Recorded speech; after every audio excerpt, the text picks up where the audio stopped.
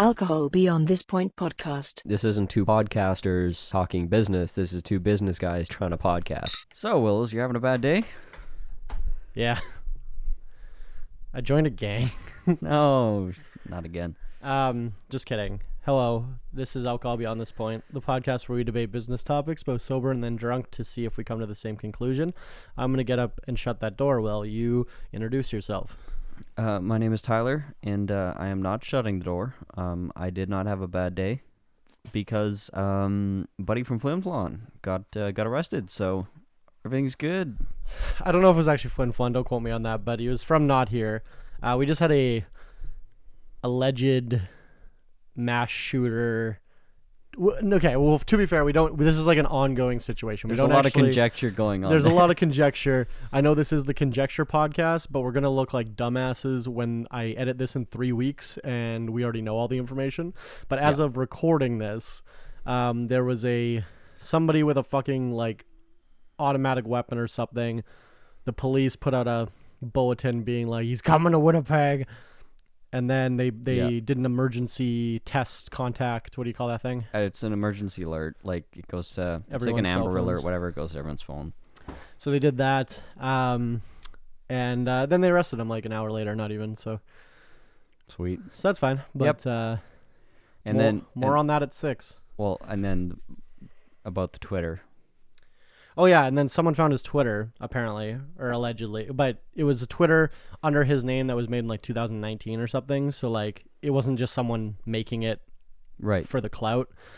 And then like his profile picture I saw was like an anonymous, like the hacker group, like the question mark suit guy, and then like he was like talking about like white supremacist stuff or whatever, I don't know. It was kind of like, it was pretty... Oh, you mean like most terrorists in Well, it was America. like none of it really made any sense, like right. Of the tweets that I saw, like it was just like weird, all in caps, like it didn't really wasn't cohesive. Really cohesive. Oh, you mean he wasn't? Wait, the potential mass shooter wasn't of sound mind? I was gonna say of sound mind. Yeah. Wow, that's interesting. Oh, speaking of terror, well, let's pour a drink first before we talk about more terror. Tonight we are drinking the 19 Crimes, which is a very good wine for a very reasonable price, in my opinion. But we are drinking the Snoop Dogg variety because, and this is actually a complete coincidence, it's actually Snoop Dogg's birthday. So happy birthday, or happy C-Day, Snoop D-O-G-G. C-Day? Yeah, because they don't like to say B. Because bloods. Really? Yeah, 50 Cent tweeted at him today, was like, happy C-Day, bro. That's pretty funny. Yeah, but Snoop Dogg turns 50 today, so that's pretty wild. He's had pretty fucking old. Yeah, he's had like for a rapper, right? Like he's had a long, illustrious career. Kind of went legit. And the fact that his face is on a bottle right now. Yeah, I mean, like he's fucking relevant. He's a goat, right? Like, so we are enjoying a bottle of 19 Crimes Cali Rosé by Snoop Dogg. I don't know if he had anything to do with this. I'm sure he does not. Anyway, continue with your... Do they have any other celebrity licensing? 19 Crimes? Not that I've seen. Okay. Not that I've seen. Oh yeah, other terror news. I mean, this isn't a news podcast, but... the news podcast at 6. I was gonna go for the Law and Order sound, but that's good too. That's not the Law and Order. That's Halloween shit. Yeah. Or Friday the 13th. Don't yell at me in the comments. Don't at me.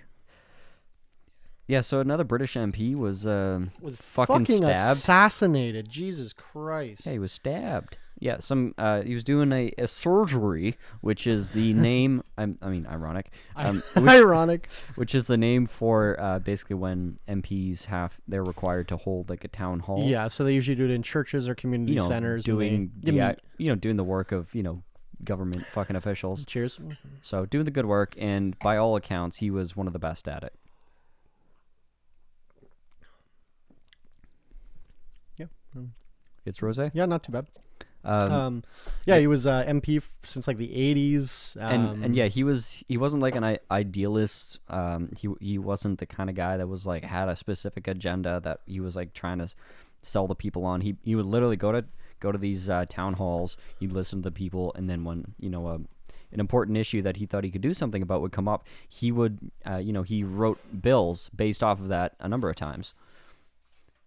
And anyway, was apparently a great fucking MP, and it was Islamic State actually claimed responsibility for this one, but the last one I believe was 5 years ago. So another MP got killed in a similar fashion. Yeah, but I think that was like a neo-Nazi guy. So if you notice, if you're watching the video version of this podcast, I whipped out we're my... going to need those for later. I whipped out my tinfoil hat very early this episode. Very early. If you're not familiar, it's a beer drinking hat wrapped in tinfoil for our segment that we call Conspiracy Corner. God, I should wear that to work in the hard hat site. That's such a good idea. This was an assassination. Yes. I don't think ISIS had anything to do with it. This was politically motivated, because immediately after he was killed, the MPs that he's like notoriously had beef with started introducing bills to make it illegal to be anonymous on the internet in the UK. Okay. Citing that would stop, that would prevent violent attacks. Right. Yeah, I heard it. I did hear that on the news, and they're like, the commentators like, I don't see how this is fucking relevant. Well, apparently the guy who performed the murder was already known to police. He was like on a terror suspect list already. Of course. I mean, he was brown. Brown in the UK, I think you're just on a list to begin with. Period. Yeah. Yeah, probably. But I think he's a paid actor. They paid him to kill the guy. Lee Harvey Oswald, part 2. Well, let's see if he suicides. Somebody kills him, and then somebody kills that guy that killed him, and then that guy dies of a heart attack. Yeah. Let's see if that happens. We'll see if he gets suicided in the next few weeks. I thought the Islamic State was kind of destabilized right now. Well, here's how these things work: is you just take credit for anything, right? Correct. Yeah. So they're not destabilized; they're decentralized, which is kind of the same thing, but they're doing the same model as the white supremacists, or the fucking neo-Nazis of today. Is they don't go for organized assault because they don't have, because you just get gunned down and then there'd be no more. Right. They don't have compounds where guys train and shoot guns and run drills, because like being militant attracts a lot of attention and it doesn't get anything accomplished. So what they do instead is they radicalize people when they're very vulnerable, like 17 to 21 years old. They radicalize people and then get those and encourage them basically to arm themselves. There's a number of books, there's manifestos, there's a bunch of propaganda out there that basically leads these people to this feeling of like the only thing left to do is to strike out in violence and write my own manifesto to get the word out there to wake people up, right? That's how they spread the word. And Islamic State's no different. They radicalize. They're, as you've seen with the Taliban on fucking Twitter, like they're very memes. Yeah, they're very savvy at propaganda. Like that's their whole business. They raise money that way, they recruit that way, and they radicalize. And now instead of recruiting people to, fly to Afghanistan or, to Iraq or Syria to go train and fight the Americans, now that energy is put into radicalizing people on the online and saying you don't need to come here. You can do plenty where you are. Saw a picture today of a Taliban government agent walking out of the Kremlin after a meeting. Yep. I mean, that's not exactly... It was within 24 hours of Taliban taking Kabul, Russia and China are like, yep, we'll normalize. Yeah. Well, that makes sense, right? Yeah. Yeah. I mean, China has already been building the Silk Road or whatever. China has a direct highway connection into Afghanistan. Yeah. Right? Yeah, because they're neighbors. People always forget that. And they've been building that road for like 20 years. Yeah. They've been waiting. They know. They knew. And they've been doing the same thing they do with India and other developing nations, where they buy up real estate, or they like build shit for them.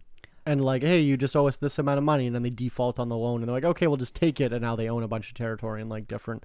Also, I think we talked about this already, but basically they will get they'll go to like an unstable regime that doesn't necessarily, they may have power that may be shaky, they may have some military power, but they don't have the sophisticated infrastructure needed to generate revenue for the country. Like an economy. Right. So China comes in, is like, hey, we will work on your natural resources for you. We'll extract them and we'll ship them out and we'll we'll do the refining and we'll distribute it.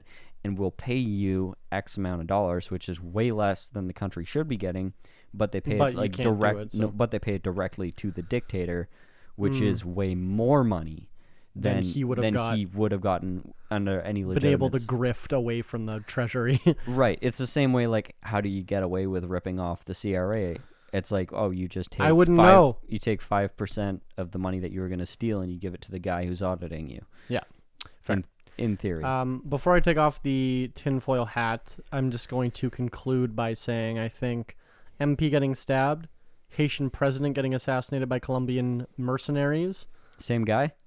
No, but it's all connected. Also, Ghislaine Maxwell. All the way to the top! Ghislaine Maxwell? Who? What happened there? Epstein's wife? Oh. Or Epstein's, longtime cohort? Yeah. What happened there? Obviously, their conscience got the better of her. Why are we not televising this shit? She's being because she's a pedophile. But she's being interrogated under seal or whatever. There's not a gag order, but they can't Yeah, it's they can't. It's like a sealed courtroom or whatever. What do they call that? Yeah. What's happening there? Also, who's the basketball guy that died in a plane crash? Kobe. That was sus. Kobe was sus. Avicii was sus. Avicii was sus. And they all have ties to a pedophile documentary that Corey Feldman was trying to put out. Yes. They're all producers and shit. All dead. All dead, yeah. And now... and then they're killing MPs. I don't know how it's connected yet. No. There was and then the I'm gonna take off the hat. It was and then a corporation, I think it was tied to Epstein, then bought the rights to that documentary after Kobe died, because Kobe was the last one that held it. Yeah. And then his very experienced helicopter pilot flew into fog and died. Died. Yeah. Yeah. Anyways, we've talked about that one before. We're gonna get the tinfoil hats on again later. Sounds good to me. Maybe not that later, but anyways, what were we talking about? I don't know. Let's talk business on this business podcast. I am getting fucked by every single one of my suppliers. I heard. Yeah, that you'd like my message to the group chat the other day? No, I didn't see it. Or which one? In the mastermind chat. I'm like, being a business owner sometimes means losing as much money during a game of golf as most people make in a year. I don't play golf. Zach was, and you got the email about the fucking raspberries. Yeah. So for reference, I own a winery. Really? We make Where? I don't know. I'm just giving context for people. We make a raspberry wine that's quite popular. Sold probably $200,000 of raspberry wine last year. The cost of my raspberries doubled from 2019 to 2020. It's now going up 4 times from what I'm paying now to... No, it doubled and doubling again, right? So it's 400% up from 2019. From pre-pandemic, yeah. Yes. Yeah. Yeah. So, which is, which makes it non-viable anymore. Yeah. As a product, pretty much. And it's 15% of my sales. Yeah. Is this product, and it's not going to be viable anymore. So that's not ideal. Is it not viable because it's not profitable, or is it just barely profitable? It's not worth it. Well, I'd have to 4x the price essentially to make the same margin. Well, to make the same margin, but could you just for the sake of keeping it on the shelf, keeping the volume up, keeping customers happy, could you do a break even? I won't be able to afford making it. Well, that's what I'm saying. What's the break even point? Well, I can't get enough money together. Oh, it's $8,000 to make a batch now. Oh God. Right. To make a 1,000 liter batch, to make a 2,000 liter batch I got to spend 16 G's, which I don't have in cash. So what do I do? Right. Go to the bank. Tell them that the raspberries are fucked, and that they need to give you money, and you might not pay it back. They did. Yeah. Unless perfect. the price comes down. This is why you need to Perfect. invest in raspberry futures. Honestly, I should have bought raspberry futures while I had the fucking chance. So why did the price of raspberries go up, Willows? Bad harvest. Where? Everywhere. Isn't that weird? America, Canada, and Europe all had a 40 to 60% less harvest than they should because of droughts. Isn't that weird? What, that we put a bunch of carbon dioxide into the atmosphere and then crops can't grow as well? That's not relevant. I'm asking about the raspberries. What do you mean? You think this is all... Oh, you always bring it back to global warming. Put your fucking hat back on. Oh, you think this is all a plot?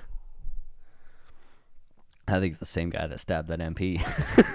Is now stealing Fucking my... lit your- He's hoarding my raspberries. he just lit all the raspberries on fire. Oh no! Yeah. So basically, and then our friend JL, who was on this podcast a couple episodes ago, he was telling us today he started getting calls from all his suppliers of furnaces and ductwork and all that they're not going to be able to hit their Christmas deadlines. Like Yeah, they said, quote, ration critical parts because you're fucked for winter.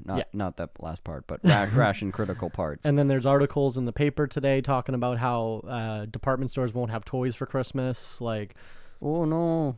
well, everything's fucked. Like, Yeah, I it's all It's bad. it's bad. And this is caused mostly by the pandemic, or like what's going on here? Well, have you ever stopped a train?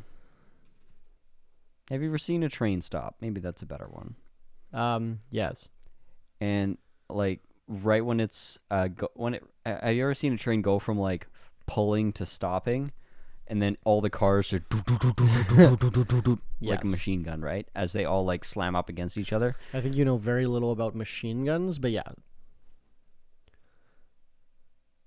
Fair.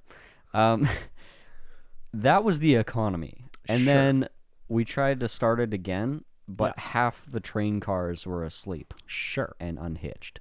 Okay. And then we're like, oh shit, gotta go back for that one. And then, like, you cannot just collapse global demand, like, for energy and then like, just turn it on. and then just turn it on again. that's And fair. then, in addition to, like, just turning it on, fucking every country out there is either, like, is dealing with society on the brink of collapse because the fucking pandemic is raging through. Their hospitals are overfull, which is just causing general panic. And then, you know, that everyone's economies are fucked up. Everything's fucked up. Like, you take so many broken pieces into, you know, the very delicate global economy. Like, have you ever seen that? There's a Tom Clancy game that I think it was Tom Clancy. Maybe it was Rainbow Six. Tom That is the same. Clancy's Tom That is the same. Clancy's Rainbow Six. That is not Rainbow Six. Anyways, it was one of those. It was a game like that. They had a trailer come out, and it was like I guess it was about some terrorists, you know, started a chain of events that led to basically the meltdown. The of Divide, society. I think. Maybe, yeah. Tom So, Clancy's yeah, The Divide. just the trailer was terrifying. It's Yeah. like it only takes this long for transport to shut down, and then the gasoline pipeline shut off, and then there's no gas, and then all of a sudden there's no more energy, and there's no water. And then, you know, there's no more water coming out of your taps, Well, and then look- the yeah, power's out. Like, look it what takes like happened. 5 days for society to melt down if you like knock out one of the pins. Yeah. Yeah, look at like Texas when Yeah. the grid went down, right? That fucking entire place went to shit for a bit. Yeah, and it's incredibly difficult to restart a grid. Period. Never mind in that situation. Yeah.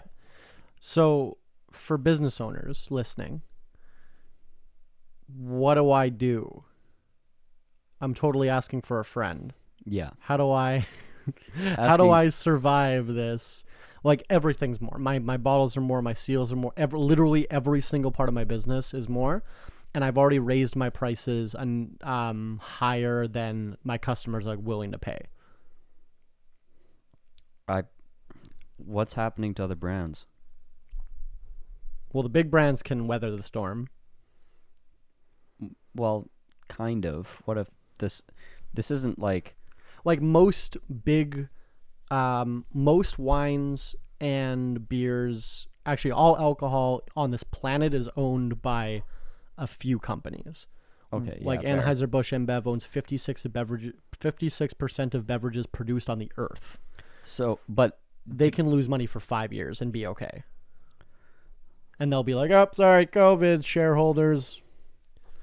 yeah, I mean, maybe not 5 years, probably like one, but because Eh, you got to remember they have quarterly earnings to report, yeah. and if those are down, their stock tanks, their leverage goes away. A lot of shit can, and then that can force them I'm to obviously start oversimplifying, but liquidating. Like, yeah, they are all gonna have, like, especially in the beer market, right? Because there's similar things happening over there, and I mean, this is something that is just the new fucking normal. Like, that's what I'm saying. Like, it's not, oh, they're gonna weather the storm. It's like, no, I don't see it as this is just weathering the storm. I see it, this is the new fucking normal. If it's not raspberries, it'll be something else. and I guess yeah, like I always kind of preach like just be a better entrepreneur, just get better, right? Figure it out. Yeah. And I guess we'll probably have to pivot. Like they'll probably have to be something else. Like yeah, it is what it is. Like I guess I'm just kind of sick of this shit. You know what I mean? What, Like, doing business? yeah, fair. But no, just the whole pandemic and the whole, it's just like this has gone on Well, fucking long enough. to be fair, this specific issue has nothing to do with it. But I feel like if that's a good point, but I feel like I would be less worried if my bar was open with no restrictions and I could Right. sample in the stores. So it's and, just like, one more thing. It's just one more fucking goddamn domino. Because, like, I'm already haven't been feeling great Yeah. about the level of growth we're doing. Which is still, like, we're growing. Even during the pandemic, I think we had, like, 40% growth from fiscal 2020 to fiscal 2021. Yeah. Which is still, like, that's a decent amount of growth. I was projecting higher, but COVID, whatever, right? But I'm already, like, not feeling great about the whole situation, and this is just one more goddamn thing I gotta worry about. Yeah. Well, I would again argue the new normal, because I think we've discussed in the past, maybe not so much on the podcast, but I know definitely in the mastermind chat, if you really pay attention, like, this is what I obsessively do, but if you really pay attention to big picture, there's 17 different ways that life as we know it is going to get fucked with by nature. It's gonna hit us back. And forget the pandemic, forget the lockdowns. Like, there's a shitload of ways that nature's gonna hit back, and it's gonna hurt everybody. And it's gonna not just hurt you in the way like, oh, we just got a hurricane and you had to buckle down and now you got to rebuild. It's like, no, you got hit by a hurricane, then an earthquake followed by a drought. Like, that's the new normal. It's multifaceted crises, and they're gonna hit you at the same fucking time, because that's just how it's gonna be now, because everything's so interconnected, and there's such great complexity, and that's just the nature of climate change. It's not like, if the world was just getting hotter, we could really we could just deal with it, right? It's in West Virginia where I want to West Virginia. I want to rant about this a little bit, because I just kind of had Mountain Mama. yeah, I had a bit of an epiphany about it. So this bill that Biden's trying to pass right now, the green New Deal, or The whatever Build they call Back it. Better bill. Yeah, the Build Back Which Better is- bill. Build Back Better. Make America Great Again. Wait. Hold on. You can't use too many syllables, Willows. You're already making it too complicated. You got to make it very simple. But anyways, the entire climate change package of it just got tossed out Yeah. because of a single senator, Joe Manchin, who, for one, owns millions of dollars worth of stake in a coal brokerage He should go back to Joe Manchin. that he started, that his son controls. Okay. So he makes, $500,000 to $1 million a year in dividends from this coal brokerage. Plus, he's in a state whose principal, business is natural gas, like fracking and coal. So one could make the argument that he's representing the needs of his people. Correct. But to compare potatoes to potatoes, that state is most at risk for extreme rainfall and flash floods, and is like out of all of the states is going to be hit probably first and worst of the near climate change effects, like within the decade. And that state being hit first and worst is going to fuck up, a lot. So if you just compare money to money, what it's going to cost the state, what it's going to disrupt everything, the fact that you're going against climate change is like, it's going to hurt you anyways, right? So like but that. It's clean coal though. Sure. The coal is so clean you can, yeah. Meaning?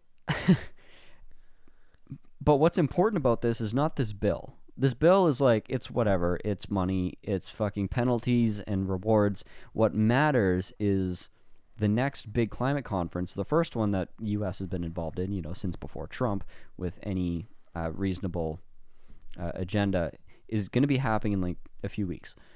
And they're going to be going to this conference empty-handed. Because they haven't passed anything. Right. And people were looking, like the entire world's looking to them to be like, okay, you set the example because you're the number one emitter of CO2. Don't at me about China because you have to go 65 years historical. Number one, your country. Number two, your military. Number three, China. And you're going to come to this conference with fucking nothing. You don't have a tax on carbon. I know there's something weird in there, and it's... Don't worry about it. I think it's mold. I don't think so. I think it is. I don't think maple syrup molds. It doesn't. It'll literally fossilize before it gets moldy. There's something in there, maple syrup. It's like something solidified in there. Ask Zach. Yeah, he would tell you it's mold. No, he would. So they're going to go to this empty-handed, and then once this conference is over, it's basically going to be election time again. There's going to be midterms, and then it'll be the fucking 2024 elections. Dude, fucking... They're going to lose the Senate and the House. Trump's going to get back into office. It'll be another 10 fucking years before anybody even admits that climate change is real. And by that point... We're all going to be dead. It's like, they're saying it's too late now. Wait Never. Another 10 years of Trump? Yeah. Maybe 20? Maybe 35? Because Trump Jr. Exactly. Everyone knows Trump Jr. is going to win next. The accelerationist part of me is like, okay, this might be good. Like, thanks, Joe Manchin. You just, he's like that fucker on the edge of the cliff that like could have put like the pebble under the thing to keep it from rolling off, but he's just like, no, I'm just gonna knock that shit down the hill, and now it's run away. There's no stopping it. Bear with me here. COVID, not very high mortality rate. No. Therefore, people can deny it exists entirely. Sure. Because it's not real pandemics. Or you can deny its importance at least. In quotations, real pandemics, you'll see people will be dying in the streets, and you'll fucking won't have morgue space, all this, right? I mean, it's kind of the same thing with a couple degrees here and there. Yeah. And a couple droughts here and there. Yeah. If the world just lights on fire, they'll be like, maybe. Humans have a great ability to adjust to their surroundings, and if the new normal is, a million people die every month because of climate disasters, or every year because of climate disasters, it'll just be like, okay, wasn't my backyard. Yeah, we're doomed. Like, people just accept it. Yeah. And that's what I'm saying. Like, the pain tolerance is just so high. I have no fucking faith that it'll motivate people. Like, I think I've said this before, but if COVID's done anything, it's convinced me that we're fucked. as a society. Yeah. Yeah. Yeah, because there's no altruism left. It's just like everything's a fucking political issue. Like my favorite argument now when talking about, specific political issue is just getting angry and saying this shouldn't be fucking politics. This is like this. Why are politicians talking about this? Like, Yeah. they like gay rights. Like why? Yeah. In what fucking universe is it relevant for the president to care who's fucking who? Yeah. In what world? In what universe is Yeah. that the best use of his time, or of like Congress's time? Like, Well, why are politicians getting involved in my personal medical decisions? we've gone over this. It's not personal medical decisions. It's public health. Difference. What? Shooting heroin in my room is public health? Yes. What? Yeah. No. Anyways, all that shit's. Yeah. I don't even like getting into it. Yeah, But- it's like it's not very good. It's pretty dour, but I think we're both on the same point where we're just doomed. Yeah. So I see that. I'm losing my goddamn mind. Like I believe it's possible for humanity to have a reckoning. I believe in it. I hope I'm still optimistic about it, but in general, like my reason for bringing up Joe Manchin is I think the worst part about it is I'm pretty sure he's not running again. Okay. Like he's not going for re-election. So he's just making decisions that don't even matter. He could make a vote of conscience with no consequence, right? Sure. And so his vote of conscience is, in his retirement, in his financial interests, in, going back to a state that loves him and says, wow, Joe, you saved our fucking coal for another 5 years. And then he before can it make gets a regulated." bunch of money on coal and then... Well, then he can die happy because he's an old fuck. Yeah. He's making that call, not realizing or maybe not caring the fact that he may have just doomed his state 20 years down the road, 30 years down the road, whatever the fucking number is. Kick it down the road, kick the can down the road. It's gonna fuck him up in the future. Like, he just had these two crises running at him at one time, and he just took the easy out. But both of them are equally shitty in a lot of ways, right? And as a business owner, I think it's like fucked if you do, fucked if you don't. Yeah, I don't know. I think there's just an unbelievable amount of people that have been facing those decisions. Like the fact that you're in manufacturing and you have distribution and you're in like an essential service and all that, it's been great. You've been, for COVID specifically, you've been I've been shielded. able to be alive. Yeah. Yeah. And now you have a fucking curveball thrown at you. Now the chickens are coming home to roost. Yeah, and it's like, how do you... You should call BDC or Futurepreneur and be like, this wasn't in my business plan. I want a refund. Give me my raspberries. Yeah. You should be like, you need to revise your business plan writer model because what is that section called? Risks and challenges. No, anyway, there's a more technical name for it, but Well, the prices of everything are going up forever. I mean, it probably felt like the end of the world in the 80s. Yeah. Or when there was just runaway inflation. That's what I'm kind of thinking is like we'll figure it out. I'm not actually I'm just having a bad week. I'm not actually worried. I understand. I'll figure it out, but this is a very real topic for most people. That's what I mean. Is I think it's a good business topic because I think every single person is going to have to raise their prices, right? Yeah, you got to pass it on to the consumer. There's no other way around it. Like the prices of everything are just going to go up. Yeah. And it's going to be like 5-10 years of inflation all right at once. Like Bank of Canada pegged inflation of 4.4%. Yeah. That means if you didn't get a 4.4% raise this year, you lost money. Yep. Or if your investments didn't make more than 4.4%. And it was like, what was it last year? Well, pre-COVID, average like 2. I know, but like, what was it? What was 2020? I don't know the top of my head. Oh no, that's where what the 4.4 is. Is for 2020. Yeah, no, yeah. They wouldn't have. No, I don't this think year. that's how that works. I don't think it's like yearly. So you just said they pegged this year's inflation. Well, it's just I think it's just like going up at a rate of or something. I don't know, man. No, Like, I think it is. inflation's a tax. Yes, I know. It's within a calendar year though. But then why are we talking about it in October? They're slow at math. True. I think it might be projection for the end of the year. No, because it's not like something that happens. They set what the inflation rate is. The Bank of Canada is like, this is what we're going to make inflation. Like, inflation is man-made. But they don't control every aspect of it. Yeah, they set what the rate's going to be to counteract, like, inflation. Like, natural, like, by artificially taking value of money out of circulation to not cause hyperinflation. Right. No, well, it's interest rates is what they use as a hedge against. Yeah, not just printing. It's also interest rates. But no, I'm not saying they don't completely control it. Like, because what the Fed does in the U.S. has a massive impact on our inflation. Like, the Canadian government doesn't control that. That's fair. You know, the price of oil. Like, there's all these, like, they report on, and they can do certain things to. When there's like they can buy and sell Government of Canada bonds. Right.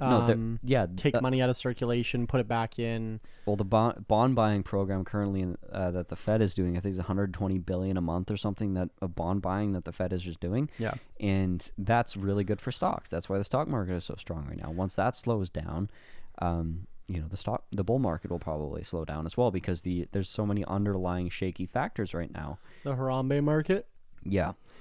See that today? No. I don't know who it was, but right beside the Wall Street Bull, someone put up a. Oh yeah, I did see that. Someone put up like an 8-foot brass Harambe. Harambe. That's fucking beautiful. It's so funny. It's making me tear up. I'm literally crying. But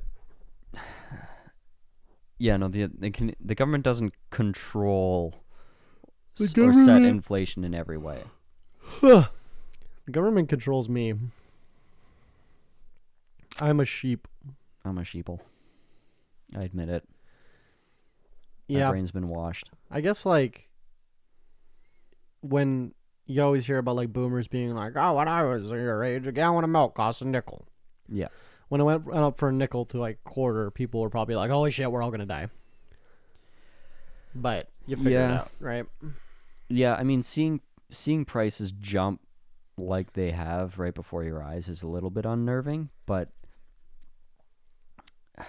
like you said, this has happened as long as we've had currency.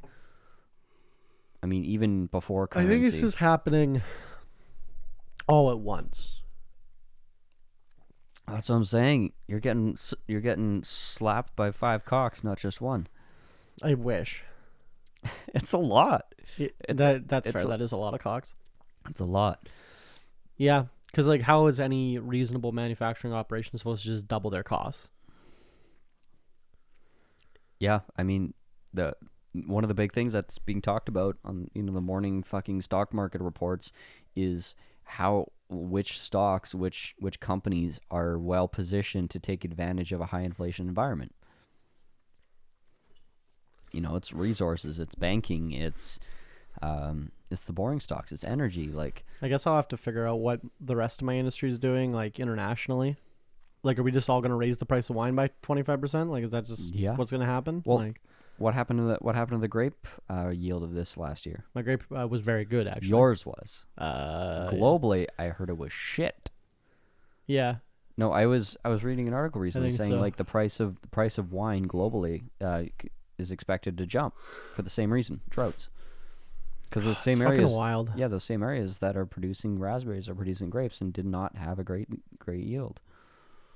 So, I mean, the price of, I think it was maybe 3-4 weeks ago, I read it said, yeah, expect the price of wine to jump up a lot. We're just both fucking wiped. I'm so tired today. You look rough. I'm not having a good day. I'm like going from my laptop. My van's in the shop. Yeah. So I have no vehicle. So I can't leave my house. I guess I could have gone for a walk, but who does Fuck that. Yeah, fuck that shit. It's cold outside. Yeah, I've just been like going to my laptop and then like lying down on my couch and then back and forth all day. I'm just like not. That sounds exhausting. Yeah, I'm not having a good. I'm just. I don't know. I'm having a bad mental health day. I spend like half the day outside, and I like doing that on days when I'm like, oh, it's cold and shitty outside, but then you like actually spend a bunch of time outside, and you're like, oh, that wasn't that bad. It's kind of like, it's like acclimating yourself early to winter seems to be a good thing. Yeah, my friend was talking. He works on the river trail every year. Just like drives a Zamboni down the river, making the skating trail. And yeah, he was saying after doing that all day in -30, you come home and you're like, oh, it's warm. Yeah, like that. Yeah, I find that sometimes my work forces me to get in really uncomfortable spots, and then you're like, oh, that wasn't that bad. Like when you look at certain jobs that people do, the old show Dirty Jobs, or you see power line workers up on a lift and fucking 30 below, and they're just getting blasted by icy air. It's like, honestly, once you get going, it's a bit uncomfortable, it's a bit inconvenient, but it's whatever. You get used to it, especially if you're moving around. You don't really think about it unless your toes are literally falling off. I mean, that happens sometimes, but oh no, not my toe fall off. Oh no, I have toe fall off and luggage head. Fucking Billy Mays. We're not going to elaborate. So, shot caller? You look like you need a shot. We're now going to transition into the segment that we call Shot Caller, the part of the show where you, the audience, can pick the shot that we take. Today, we're just drinking maple syrup out of a shot glass that has mold in it. And that's it. No, actually, I added some Crown Royal whiskey maple flavor as well to the moldy syrup that Tyler brought. You're welcome. Thank you, Mold, for sponsoring this episode. Yes, and to the maple syrup, that's more valuable than whiskey.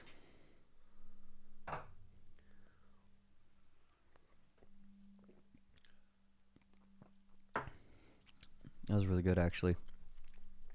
That was really good. Wow, adding just straight sugar to shit makes it taste better. Cinnamon maple whiskey sour recipe. Ooh. Bourbon, lemon juice, maple syrup, pinch of ground cinnamon. That sounds like a lot of work. It's like 3 ingredients. That aftertaste is awesome. Yeah. So I want to... I guess this isn't really a tinfoil hat thing. So, the former Secretary of State, Colin Powell, kicked the bucket. Yep. They say that It was that guy that stabbed the MP. Yeah.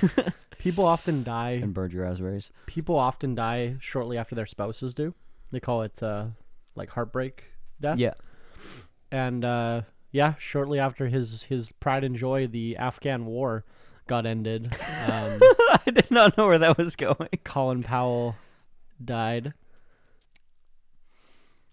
Also, like, I heard he the Lu Mang massacre, the one where American soldiers raped a bunch of Vietnamese women and killed them. Yeah. During the Vietnam War, he destroyed a bunch of evidence and like suppressed the whistleblower. Yep. So Figures. and then he was like the architect of the Afghan war in Iraq, and because he was like, and also Panama. Yeah. Fucking massacre. So fuck that guy. Also in Libya. Was it Libya? But anyway, what was your point? So we can both agree the guy's a big fucking bastard. Did a lot of shit. Horrible person. A lot of crimes against humanity. But the thing is, this is what I think is interesting. Everyone, I mean, it is kind of his quote-unquote most famous moment is him making the speech to the UN about weapons of mass destruction. Which they never found. Right. Which was based on bad intel. Yeah. And some may say lies, but sure. 100% bad lies. intel. Yeah, 100% was lies. Everything is focused on that, while he did a lot of worse shit. Yeah. like objectively worse things. Yeah, because than like that. Iran, whatever, we kill them, they're fine. Iraq, Same thing. basically. But he helped kill white people, and that is where I cannot stand for it. Right. So I want to talk about a little bit about his side of the story of that specific speech to the UN, because I think it speaks to the fact that he was a bastard among worse. And he got fucked over in that administration, not because he was a bad person getting pushed out. It's because he was a bad person in the company of bad people that were white and he wasn't, and that probably had a lot to do with it. I love being like a shitty warmongering bastard, and then the people that you hang out with are shitty warmongering bastard racists. Yeah. Is pretty funny. Like, right. Yeah. So he was a bastard among worse company. Yeah. And according to him, he was basically, well, he was, picked for the spot of Secretary of State. That's appointed by the president, and he was confirmed because he was pretty much the most. And whose administration is this? Bush. Senior or junior? Junior. Because he was like a high-ranking government guy from everyone for like a long time, from like the 70s on, right? No, he was. He was a. Well, he was like a general. Eventually, but he was from a poor family of Jamaican immigrants. Went into the infantry, worked his way up from infantry, up the ranks through the military, through the Vietnam War, and then made his way. I think he got he got a bunch of medals, and that got him a administration position as like a security advisor in the White House. And then that's when he met Bush, before Bush got any big standing in politics, before he had been. Did they meet while they were jerking off on each other in the fucking Bohemian Grove? Yeah. That's where they met. Yeah. Perfect. Yeah. No, wait, they don't let black people in there, I don't think. If you're the bottom, though. Anyways, you know how he won a bunch of medals? Yeah. You know, in Inglourious Bastards, where Eli Roth's character with the bat, asks the Nazis, like, what'd you got those medals for? Killing Jews? He's like, I got it for bravery. And then he beats him up with a bat. That's how I imagine Colin Powell got his medals. Probably, bravery. Yeah, bravery, doing that to a guy who was also brave, doing that to someone else. That's how military works. Yay! So anyways, he had a meteoric rise from rags to riches. Like, he was a big figure because... More like rags to bitches. he was, he brought in the Powell Doctrine, which was basically only get into wars if there is, a just cause, and then if there is, it must be like indisputable, and it must be go in fast with overwhelming force, have an exit strategy, and end quickly. Haven't we been in Afghanistan for 27 years? Exactly. That was the irony. It's like everything that his legacy is everything that is exactly opposite to what he talked about and what was quote unquote his doctrine. So basically, where this diverged was that single UN speech, and after this UN speech, he was basically pushed out. He was gone by 2003. He did not carry through the administration. He was replaced very quickly. So where was he on 9/11? In the plane. Which one? Obviously, all of them. all three. He got off twice, and then got off the plane, and then started a new plane, and then crashed into the next tower. Yeah, it was all him. And then he stabbed an MP. And burned down your raspberries. Oh my fucking god. But Colin Powell the whole time. Man, I'm losing my goddamn mind.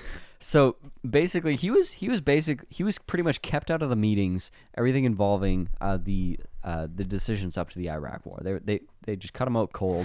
He wasn't in the president's office at all, and he's like, I'm the fucking Secretary of State, and they're not including me in these decisions. More like Colin Fowl. Because they called him in, and he's like, you shouldn't do this. This sounds like a bad war. This sounds like a bad idea. Like, this does not fit our doctrine or my doctrine at all. And so then I think as retaliation, they had him. They finally called him in. They said, "Okay, we're going to war. Fuck what you said. We're gonna bring this to the UN, and we want to do a war."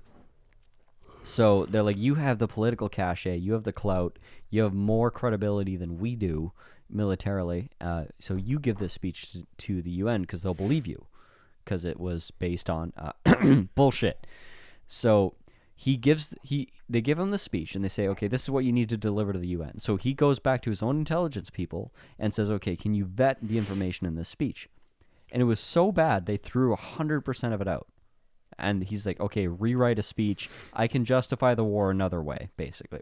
That intelligence agent was Barack Obama. Actually, it was. And right before he goes up on stage, like 12 hours before, some CIA agent shows up and says, "Hey, new intel from a guy that we were torturing at Guantanamo. Perfect. Just tied, them to weapons of mass destruction. It's all confirmed. It's 100% true. You can take the original speech on stage." The burning of raspberries. Yeah. Right. So, like hours before. Got it. So that's coincidental. Right. Very convenient that Very convenient. this guy broke under torture and told them what they wanted to hear. What was this guy's name again? Obama. Hussein. No, the guy they were torturing. He was Barack. like, it was weapons of mass destruction. Ah! Got him. Got him. So he takes this information, makes a speech to the UN. They go to war. Everything's good. Everyone's happy. Are we? And after this, he's just like pushed out quietly out the back door and replaced with the National Security Advisor. I believe he was opposed to the Iraq War for whatever reason. He's like it didn't make sense. Bush wanted this war. He wanted it badly, and he basically fabricated the evidence to make it happen. And he didn't say that in so many words, but it is absolutely what he said verbatim. You read between the lines. That's absolutely what he's saying. And it's like, what the fuck was the motivation for the Iraq War? Well, obviously it wasn't the weapons of mass destruction. And it's like, okay, so this Colin Powell was absolutely framed for this because they knew that this speech, they knew it was going to come out. They knew the truth was going to come out. They knew they weren't going to find the weapons of mass destruction. Otherwise, they would have fabricated the evidence. Why didn't they just plant a nuke somewhere? They could have. Why didn't they? And because no one gives a shit. No, because they had a fall guy. Why had nothing happened? Right. They had a fall guy. I think if 9/11 came out right now, that it was 100% inside job, nothing would happen. No one would do anything. No, probably not. Yeah, but you know what the average American would do? Yeah, but those Muslims were probably planning something. Yeah. It was. We should have done it anyways. They were, they were looking sus over there, playing in the sand. That's I problematic. think, is it? The other time we talked about this, I brought up the whole juxtaposition of Bush reading to children while 9/11 happened. That's too perfect. I had never thought about that until you said it. You could not write a movie script. Yeah, I think that. Why did you just give me 100% of the wine in that bottle? Here, I want to see you get drunk, baby. Split it. Have another drink, baby. Little Twink Willows. Fuck you, Wyatt. Just kidding, Wyatt. I love you. You're very helpful. Or whatever. But yeah, I can't wait. I can't wait till the whole story comes out. But whatever it is, it's so much worse than you imagine. I love that Dan Pena speech that JL sent to us the other day. He's like, I know who started Bitcoin. If you know who the fuck it was, it would go to fucking zero. Yeah. I bet you it was Bush. He thinks it's Putin. I think it's Bush. So, for reference, if you're not following what we're saying, Dan Pena, Google or just YouTube that guy. He's this and watch the Joe Rogan interview of him. It's fucking hilarious. He's on Joe Rogan? Yeah, it's a great interview. Oh, it's fucking unreal. Okay. It's so good. I just found out about this guy recently. This guy got married to his wife 7 times. Okay, so I only discovered about this guy recently. So he's a business coach, I guess you could say now. I didn't even know that until you sent those videos. Yeah. So, I just knew him as this eccentric fuck. Yeah, so he's a billionaire, he alleges. there's not a ton of information on how he made his money. Oil. But like there's a lot of like Listen to unknown- Joe's podcast. It's he lays it out. Okay. At least his side of the story. which apparently, like I was doing some research. It sounded really sus when he said it, and Yeah. that's his side. So I was it's probably doing- very sus. Yeah, I was doing some research, and it's kind of up for debate. But anyway, he bought this castle, and he like works and lives out of it in like England or Scotland or whatever. And it's like it's a whole. He's I mean, they have a lot of castles. he's a character though. Yeah. He's an eccentric guy, He's and he does these coaching seminars where his worldview is you are fucking trash and lazy and dumb, and I can help you maybe be a little bit better, but you're still shitty. Like that's basically he just screams. sounds like someone I know. He's like, I fucking talk to people, and they make 70 million in 4 weeks. Not like you fucking pussies in here, because you can't fucking do it. Like, and he's like this 80-year-old man that wears these fucking like $20,000 custom-made bespoke suits, like 3-piece suits, and he just fucking screams at the people paying him for coaching. Yeah. It's great. It's a great watch. And like knowing this type of person, he does actually hate his audience as much as it looks. He loathes. He's like the cucks that would pay to sit in this room is Yeah. the worst type of human being in the world. Yeah, because he's basically And he screams at you with genuine anger, and you're like, "Thank you, sir," and that just fuels him more. yeah. I thought he had a really good point. He's a good speaker. I'll give him that. Great for speaker. entertainment value. Yeah, I thought he had a good point. He said someone asked him, "What's the most common trait between billionaires?" Mm-hmm. And he said only 3% of billionaires are fucking loudmouth, confident. His word, alpha male, like me. He doesn't know about the sigma male, I think. Oh yeah. But anyway, he said 97% of billionaires are introverts. Yeah. Elon Musk, Warren Buffett, Bill Gates, they're all introverts. Yeah, And I thought about that, and I was like, that's interesting. Yeah, it's true. most of them are, yeah. And then he's like, yeah, only 3% are loudmouth fucking alpha males like me.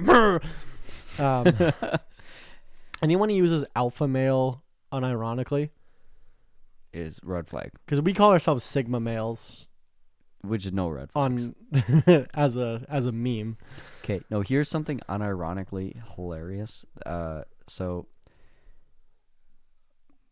my girlfriend is a friend who dates this guy that's 2 years younger than her, or a year or two. I don't know, too young mentally, and we were supposed to go on a double date, and basically, I guess she had maybe, talked me up a little bit of like, oh, because this guy wants to get into real estate. And His dick game. no. Okay. It was like this guy wants to get into real estate. He'd been reading the books of the guy that I used to work for, and was all excited about this shit, and was like, oh, I'm going to these events, and like I used to do those events, and then like, oh, well, you like this shit, you're gonna love this guy. He's in the know. He knows Wait, all so these your people. girlfriend was gassing you up, or Yeah. your girlfriend's friend? Both, Okay, sure. because they had both, whatever. Obviously, they both knew me. The new boyfriend was new, and Sure. he's like, oh, I'm this big business guy. I'm on, whatever. And then And they're they're like, like, oh, oh, that book you were oh, reading, oh, Tyler. He's like, oh, you're a business guy. You're going to like this fucking Okay. guy. And they were edifying me that way. Yeah. And you know what his first question was? What? Oh, is he alpha? And they were like, his girlfriend, obviously, was like, la, la, la. She didn't hear that part. Yeah. Carly's like, is he what? Excuse? Excuse. The fuck did you just say to me? She said it was really hard not to fucking laugh, so she came home and told me this whole thing. So I fucking meet this guy, and I'm like, with this in mind, Yeah. he's like, the number one question on this guy's mind is like, is he alpha? Yeah. And I was. I was fucking alpha in that conversation. No, I don't. I just focused on just like being a dick, Yeah. and yeah, he really liked me. You should have been like the op. You should have been like really effeminate. It should have been, yeah. Yeah. That would have been really funny. Yeah. No, I just played it up.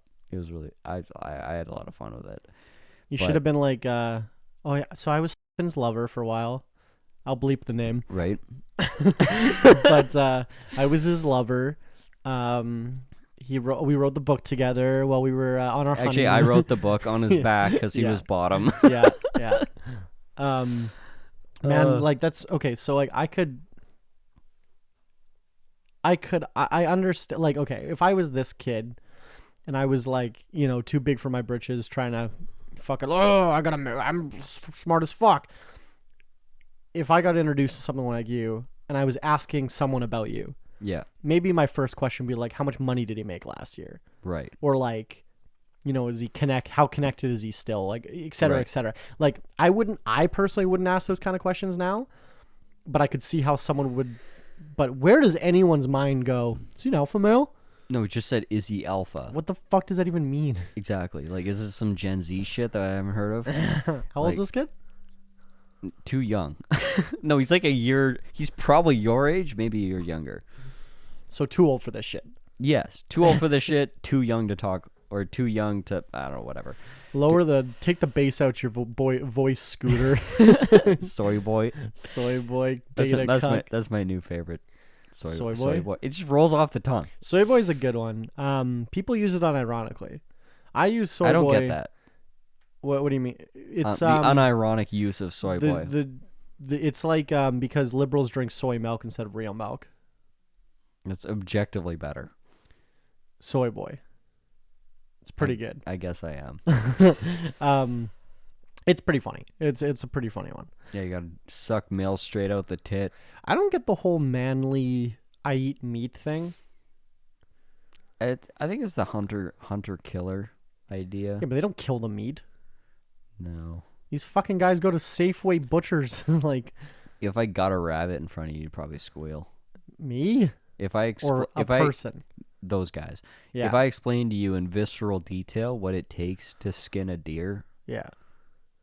like how you hang it up by the ankles and you start cutting around, like let me start describing it to you. Sure, You're probably gonna squirm. Sure, if you like hunt all your meat, like Joe Rogan started doing, he only eats meat he kills himself, right? Right, which is great for the rich people because there's not many of them. What if Yeah. everyone starts doing this? You just have a bunch of motherfuckers running around the streets shooting rats and rabbits and dogs and cats. Yeah, but there's hunting rules, right? There's sustainability rules. You can only buy so many tags a year. Well, like that's my point. Is it's a cool idea for a certain sect of people who have that but available to them. the average person doesn't want to do it. Right, because if I'll eat a burger or a steak. I don't want to fucking go kill something. Right, but my point is, like, it's not something that you can't say this is, quote, manliness, because if you make that the benchmark for manliness and every man out there has got to do this to be a man, you're going to have a fucking problem on your That's hands. the point, Babio. Everyone else is less manly than me. Exactly. You're just like, you're building in, like you're saying this thing that I exclusively can do because of my, position I don't, and interests. I would say very, very, very small percentage of people that hunt for all their meat are these raw, manly alpha males. Right. Look at Mitch. He's the nicest fucking guy in the world. Yeah. No, he would literally eat that guy for breakfast. That's what I'm saying. If he said that shit out in the wild and nobody knew where he was. I see these people on Twitter that are like, "Oh, you fucking vegan," and it's like, why is that an insult? You know what I mean? It's like I just don't understand why that's a benchmark of like. If anything, vegans are more manly because you know how much fucking discipline it takes. That's a really good point. That is a really good point. It's like, what, you eat Wendy's, so therefore you are strong? Yeah, like, or you see these Jesus people. Christ. You see these people that do the all meat diet and shit. Yeah. Or not the all meat diets, the carnivore diet, whatever. That's fine. It's bad for your gut. Okay, I remember we're talking about Joe Rogan too much. We're gonna seem like fucking neo-Nazis, but Joe Rogan did the all meat diet for like 40 days or something. Yeah. And he said, biggest problem was diarrhea every day. Yeah, no, from just eating like steaks and shit. It's your intestine is like, if you look at what a carnivore's gut looks like and what a Way human's different. gut looks way like, different completely different. Yeah, completely completely different different. plumbing. Like their intestine of like a cat is like 5 feet. And ours is like 100, right? Yeah. Yeah. Yeah, like the carnivore has a very short digestive system, and they pass most of it, but they will eat things. You have to eat an animal, blood, fur, bones, guts, whole. Yeah. You need all of it, not just the muscle. Sure. There's not a single carnivore on the planet that just eats muscle. Yeah. They eat the whole fucking But I thing. remember one more sus white supremacist to quote Jordan Peterson, Dr. Jordan Peterson, whom, for the record, Reverend Dr. Mr. Jordan Peterson. For the record, I do agree with and think is a very good speaker. Well, except for his enforced monogamy policy. Okay, but there's been some things recently that you've been that's not recent. Last like 5 years that you've put me onto that I've watched clips and I cringed and I'm like, oh yeah, no. He's just a right wing grifter, stupid fuck. Yeah, I don't know, because I started watching him after the whole. You should listen. You should look at his college. I don't know tenure track. No, I like the whole. If you want to change the world, start by cleaning your room. That kind of stuff. Sure. Like I kind of like that. Say some platitudes, sell some white supremacy. It's all good. But he's like a psychologist, right? He's a doctor. Like he's a because no doctors ever or hacks. tell like sus like Fauci. theories. Like Dr. Fauci getting every night saying this poison is gonna cure this fucking fake disease. I was more so thinking about like Nazi doctors and the fact that like most terrorists are engineers. Yeah, like Dr. Fauci, the Nazi doctor. You're exactly right, Tyler. There's a direct line between. Thank you, Tyler Bergen, for making that connection that Dr. Fauci is a Nazi. Thank you for making. I'm pretty sure he's Jewish. Shit. So we're half the Nazis. The globalists. So was Jesus Christ. Anyway, but Dr. Jordan Peterson went on a Mr. Reverend Dr. Jordan Peterson. I know he struggles with his mental health, as I do, and he did a all meat thing, and it like really helped. Interesting. It was like a weird, I don't know, something about whatever. But I get that. Have you seen this all raw meat diet? No, but I like the sound of it. It's this QAnon kind of thing. Not QAnon specifically, but the same kind of people on like 4chan. They have this raw diet where they only eat raw meat. Nice. And then there's I don't know how now obviously once the internet found it, it got to a point where people make troll accounts and go in and so it's hard to know what's real anymore. But I've seen screenshots on like their subreddit where it's like they're just like I'm like puking or I'm like shitting blood every day. It's like, is there something I can do to you have tapeworms? Yeah, it's like, is there something I can do to stop that? And then they'll basically the comments are like, yeah, stop eating raw meat. And they're like, well, no, I'm not gonna stop eating raw meat. Besides that, yeah, and it's fucking ridiculous. Yeah. Like but there's like they think there's some sort of, how could it possibly be feminine to cook your meat? Isn't like fire like the most manly, basic caveman thing we can possibly make? Like I've never felt more masculine than when I'm grilling a piece yeah, when of you're meat. fucking on a barbecue. Like, come on. I'm grilling a fucking tomahawk steak. Yeah, come on. But like setting it on fire. I don't know. Like, I don't know what the. I think there's like some what do you call it? Like when some scientific study that's been discredited. That's now.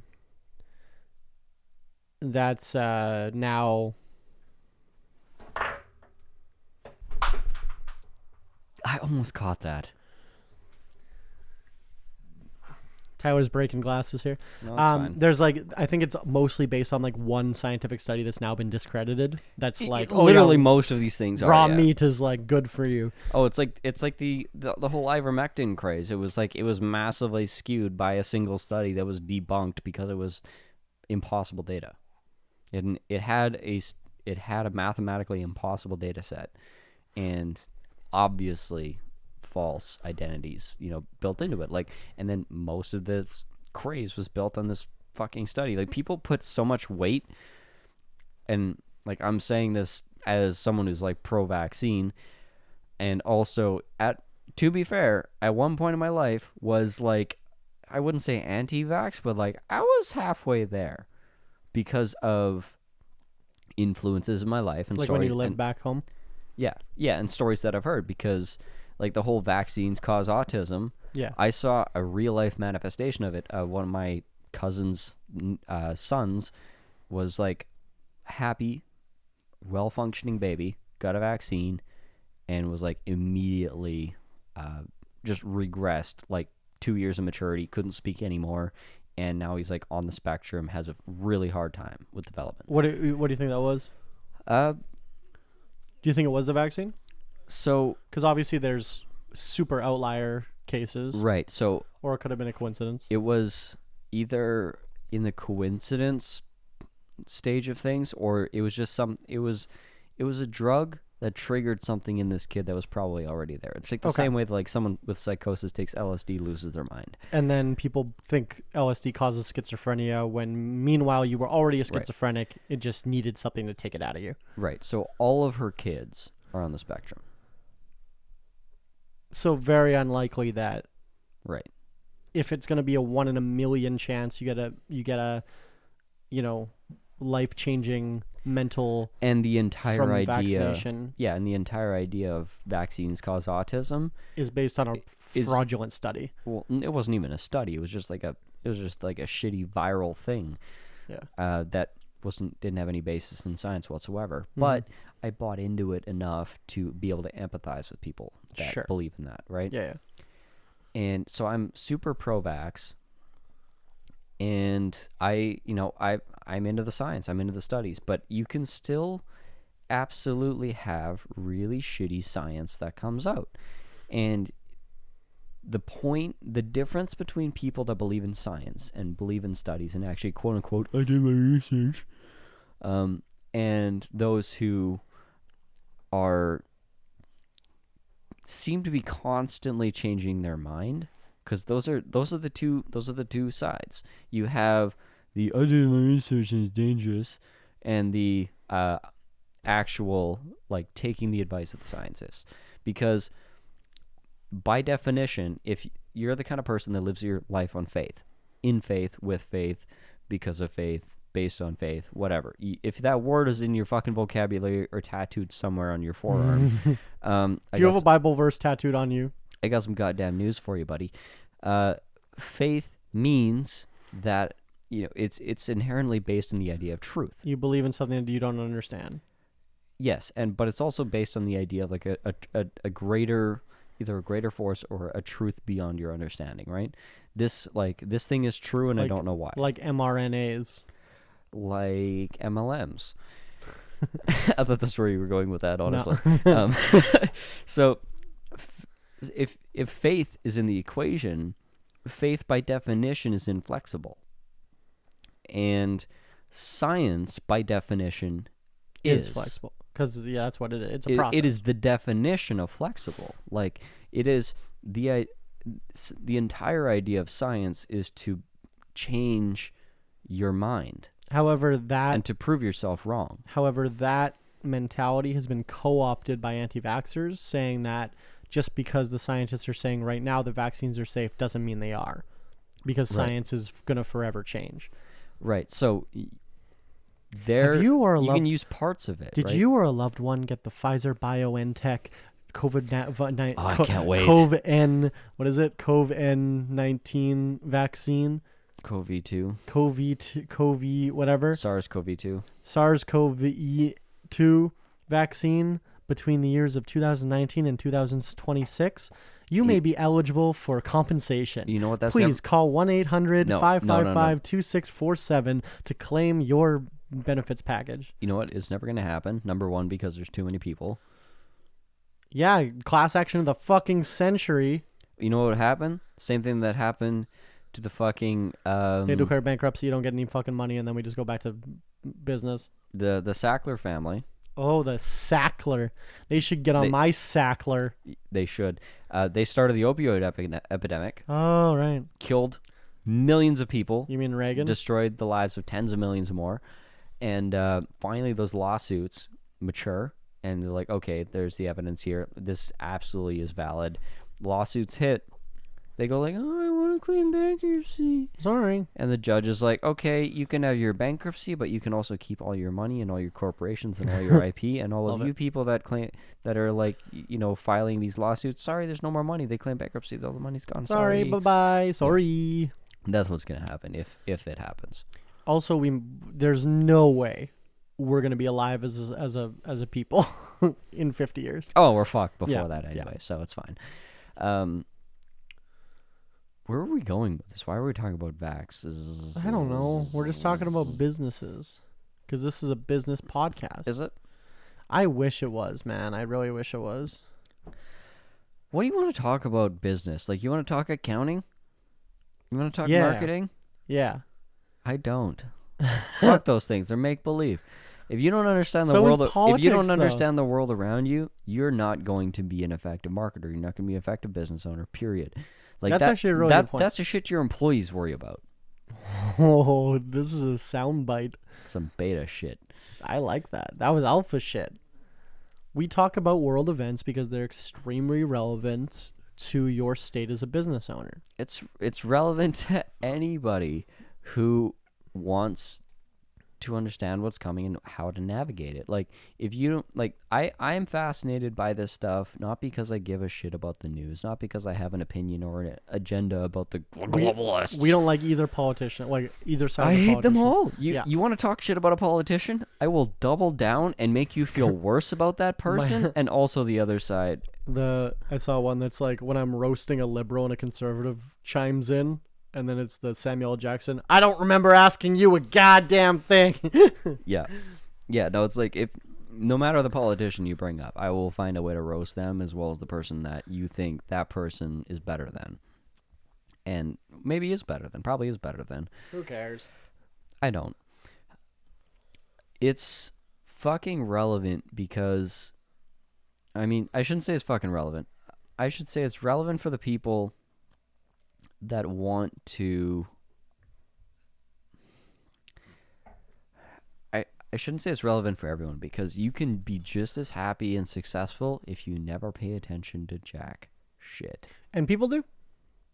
I know. I know. I wish I could. I personally I know really wish I people could. that don't have a cell phone and don't have internet at home, And they adapt to their immediate surroundings. and they just raw dog life, and it's fun. Or no, they have a cell phone, but it's just like no internet, right? Right. Like, I remember the other day, I was at a farmer's market, and there was a Mennonite farmer there whom I do markets with all the time, and we were just chatting, and I forgot what we were talking about. It was something like phone data, and I was like having to explain to him the idea, like how you get internet to a cell phone Yeah. without wires. Love it. And I explained it to him. Sounds like me trying to explain my job to my grandparents. Don't you just tile? Well, before that. Okay. I'm like, how about business development? They're like, what? What's developing? But anyway, he went, as I'm sure you have heard a Mennonite say a million times. He went, oh. He did not understand what I was saying. No. 100%. That's interesting, bud. Yeah, he went, oh, like, and then changed the subject, and he did not and that's great. I love that for him. You know what? He literally did not understand how internet works, and he doesn't want to. He doesn't give a fuck. You know what I love? Till the day she died, my grandmother believed that the television actually had little people inside. My baba, my great grandmother on my Ukrainian side, they bought her a microwave. Yeah. In the 80s. Never used it. No. They came over to her house the next day. It was in the trash. Yeah. And then they're like, Baba, that was, expensive. It's 1982 and it's a microwave. Like, we all pitched to get it for you because you cook every day for a fucking giant family. And she said, "What are you trying to kill me?" I can't do a Ukrainian accent, but yeah, she was a diehard. She was an OG. Like, she was an immigrant from Ukraine. And suspicious. Oh my God. She lived in that house. My Gigi was a shoemaker. He had a shop in the house in the basement. Nice. I never met him. He died before I was born. Apparently, I would have loved him. He was just a fucking little jokester. And a hustler. A little sidebar. Yeah, one time he put a pierogi, as Ukrainians do, in in my uncle's shoe, in like one of his kids, when they were adults. Like, he would have been in his 60s or 70s, and my uncle would have been in his, 40s. Yeah. And he blamed my uncle, like his nephew, the like 13-year-old kid who he didn't like, and so called his brother and was like, your fucking kid put a pierogi in my shoe and I stepped on it and went everywhere, and he made him apologize and like write an apology letter and all this shit. That's amazing. And then later it came out that Grandpa did it. Grandpa did it the whole time. Oh my god, I want to be So that guy. he was that kind of guy. I want to be and that he didn't guy. say anything. He just let all this happen. Yeah, and then years later he was like, oh yeah, it was me. I love that. Anyway, but so I died before I was born. I want my last words on my deathbed to be about a pierogi. But anyway, my baba, she lived in that house till her mid-90s. She would be out there, and she was like, small fucking woman. She'd be out there shoveling the snow, fucking whatever. Yeah. She fell shoveling the snow, broke her hip or whatever, right? When she was like 95. They bring her into the hospital, hook her up to the shit, do a blood test, and they're like, you have severe diabetes. How are you alive? And then my grandfather was like, Mom, do you not feel like your legs are numb? She's like, oh yeah, my legs have been numb since like in 1995. Like, and I just like, whatever. Like, she just never called anyone, never told anyone. They had to like amputate her legs. They was so far gone. She was like dying. Wow. And then she like died weeks later in the hospital. But she lived a long life. But That's wild. yeah, but yeah, no, she would have like severe undiagnosed medical problems that she just didn't acknowledge. Yeah. Because she was like, fuck it. It's like, fine. I'm a tough immigrant, like whatever. So tough lady. But Fucking Dan Penn, you would have loved her. yeah, probably. They would have had an affair probably. But that's gross. I'm sorry for saying that. I'm so sorry. Don't worry, all my family's dead. It's fine. No one's listening to this. What was my point? I was trying to go. I took like 2 sidetracks on the story. Science. That's all I got. Whatever. I think a lot of business podcasts. I haven't like listened to a lot, but I follow a few people that have them. They're pretty awful. And I follow, yeah, and I see their clips on TikTok or Instagram or whatever, right? And a lot of them are just like, you know what Warren Buffett says? Warren Buffett says, wake up in the morning.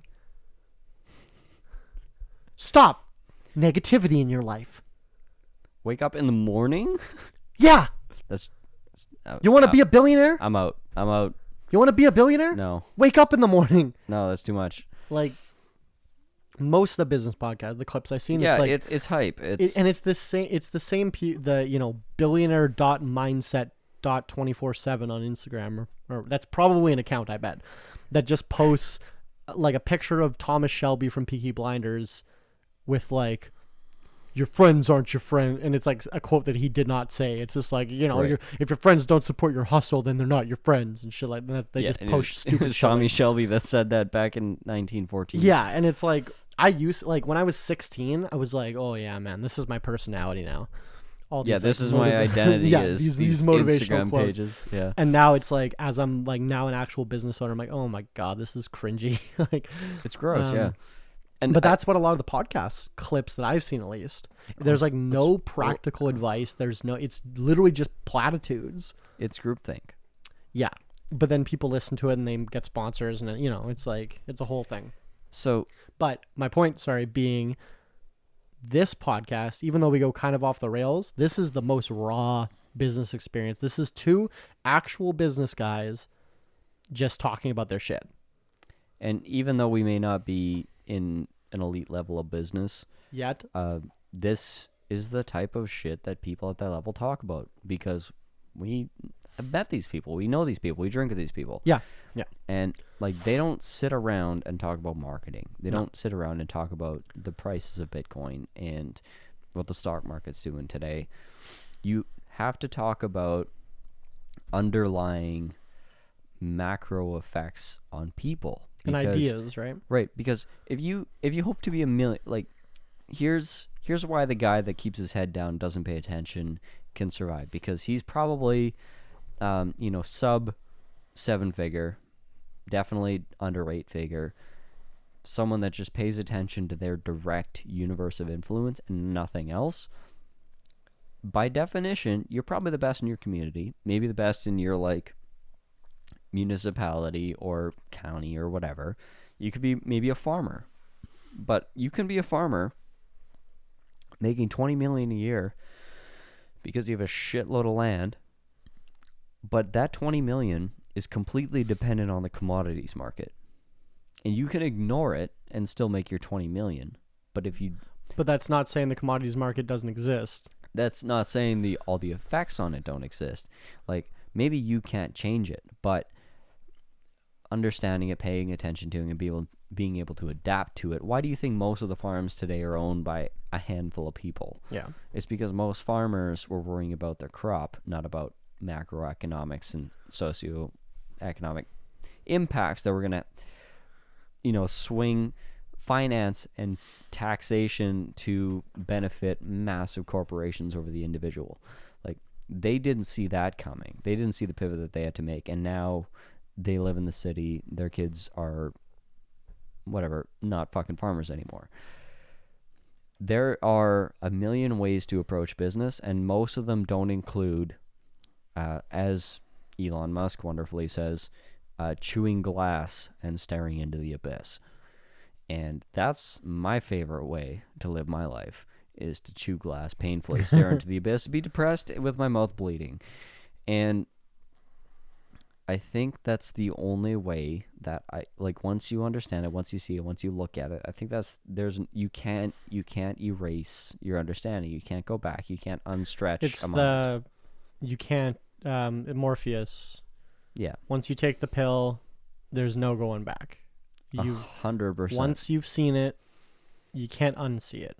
Like, I can't stop try as I might. Yeah. I can't stop paying attention to this shit. No. I've stopped caring. Majority, but I can't stop paying attention. Dr. Dre famously said, you quote Elon Musk, I quote Dr. Dre, "It's not that I'm too big not to pay attention to the rumors, it's just that I'm too damn big to pay attention to them." That's the difference. So I'm aware of what your politician did today. I don't give a fuck about your politician. Yeah, but it pays to know either way. I agree. Because you need to understand, I think you kind of need to pay attention to everything, but also be able to disseminate what actually matters to you. Yeah.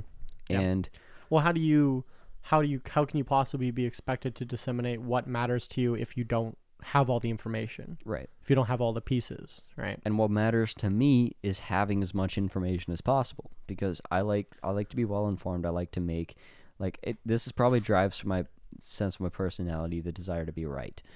And I know that I can't be right if I pigeonhole myself, if I get locked into a specific way of thinking. But liberals are always wrong, so why would I pay attention to their opinions? Because Republicans are never right. Excuse me? You're going to say that to me at my face? A lifelong bleed... Wait, what color is the Republicans? Red. A bleed red Republican. Will you bleed red? No. I got diagnosed with color blindness today. It came right out of the purple.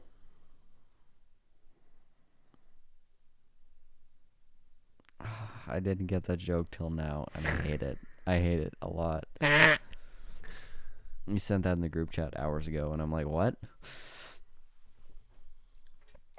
It's because come out of the blue is a popular English expression. I know, it threw me for a loop because my girlfriend also went for a vision test today. Oh, no. And I know that you're currently needing... Oh, I can't see anything. Yeah. Yeah. So, this is a problem. The fact that you really talk about it, I'm like, okay, what does that have to do with anything, Willows? Like, what is your prism fine? Like, it came out of the purple. Yeah. No, she's fine. Hey, I was going to bring this up earlier.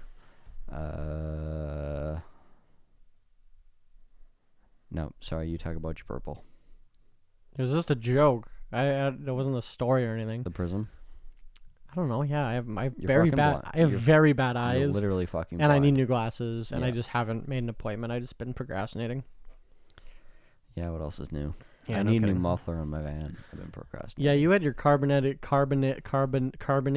drink removed from your car. Yeah, I had the carbonator taken When right the fuck out. Gatorade's gone today. What? It's out of Gatorade. The Gator juice? the space or whatever. What? The space is out of Gatorade today. And now it's like a Toro from Pokemon. What the fuck are you I talking don't about? know. I try to get all the information and then disseminate it to see what I believe, and then I just end up confusing myself. What did you say about semination? I just end up getting seminated. Seminary. My cousin's part of the seminary. Wow. He's a Roman Catholic priest, fun fact. But he's also, his part-time job, he dresses up as the Goldeye for the Goldeye for the baseball games. He's in a giant fish costume, yeah. Really? Yeah. I didn't know. Shout out Jay. I did not know that. Yeah, he's great. He's pretty funny. He's a very progressive Roman Catholic, as one can be. I was just say, it sounds kind of like an oxymoron. Yeah, it's pretty, like, his dad died, my uncle. We went to his funeral, and I counted, like, I timed it, 45 minutes before they said his name. Because the funeral's not about him. Right. It's about God, right? Right. Yeah, 3.5. Let go, let God. It's like 3 hours. Yeah. Because we are, or that part of my family is legitimate Ukrainian Catholic. And they do the ceremony in Ukrainian, then Latin, then English. Right. And then they, like, do the service. Right. But they have to do they bring out the incense and have to do the whole thing, and it's God. And then I just went to a wedding like 2 weeks ago of the other side of my family. Entire thing was 20 minutes. Yeah. And then we just started drinking. Like, I'm like, oh yeah, right. That's how normal weddings go. Ukrainian Catholic weddings are fucked. But anyway, he lived in Ottawa for a bit. And I was visiting Ottawa on business, and I texted him, and I'm like, hey, you want to do something? He's like, oh yeah, we'll go to a bar. So he brings me to this bar, and it's this shout out Bar Italia. No, what is it? Bar Italia? That's no, Winnipeg. it is. It's Pub Italia. Okay. Bar Italia is in Winnipeg. It's kind of seedy, but Pub Italia. What do you mean? People only get shot there every other year. It's fine. Shout out Pub Italia in Ottawa. It's a bar, completely comprised of property from decommissioned churches. Oh, It's so lit. So this guy, apparently, I was talking to the bartender or whatever, and he was telling me the story. Apparently, the owner just drove through Eastern Europe after the fall of the Soviet Union. I don't know, like, he just had a bunch of money, and he would go to these churches, in like Belarus and shit, and be like, yo, can I buy that fucking stained glass window? And they're like, yeah, sure. And he just bought it and like shipped it back to Canada and did that for like a year. That's and wild. then this place is just so it's all you sit on pews, all the bar are like church pews, and it's there's just a bunch of cool artwork and shit, and then you have the beer Bible as their menu, and they have like 150 beers on tap or whatever, and it was lit. But anyways, we sit down with my Ukrainian Catholic priest cousin, and he looks at me, looks at the menu, looks around, looks at me. Yeah, it's kind of sacrilegious, but me and my congregation like it. Kind of sacrilegious, but yeah. So he's pretty God created us to have fun kind of guy. Like where he's like, that was my favorite. God wants us to do drugs. No, well, he wouldn't go that far, but God wanted us to live life, right? Why else are we here, right? Yeah, don't hurt people. It's like the Catholic version of prosperity gospel. Yeah. Yeah. So he's but yeah, he's a fucking bishop now. Like he got promoted recently, and he moved back to Winnipeg actually. But like, yeah, he's a fucking. So not a pedophile yet? Come on. I'm just saying you can't get promoted. This is the Ukraine Catholics, not the Roman Catholics. Oh, big difference. Yeah, huge. I was reading more about the papal archives under the Vatican. Okay. there's only two or three people ever at any given time that are allowed to go in them, and you have to be over 75 years old, and you have to have been Catholic for 75 years, like your entire life. Yeah. You have to get trained in all this shit, and then then you can only become one of those people once another one dies. Right. Are like allowed in these archives under the Vatican, and allegedly, tinfoil hat. That's where like all the Anunnaki, all that shit. The fucking there's a theory, Anunnaki. I think it's Anunnaki. There's a the civilization before humanity. Okay. That like made the pyramids and shit. Mm-hmm. The reason why there's not a lot of evidence that they existed is because they were so technologically advanced that everything was biodegradable. Okay. So once their civilization collapsed for whatever reason, we went back to the Stone Age. Right. Because every single piece of technology, all their cars, their computers, whatever, was biodegradable. Because they were like, oh, we're going to fuck up the environment. Right. They were that so advanced. Right.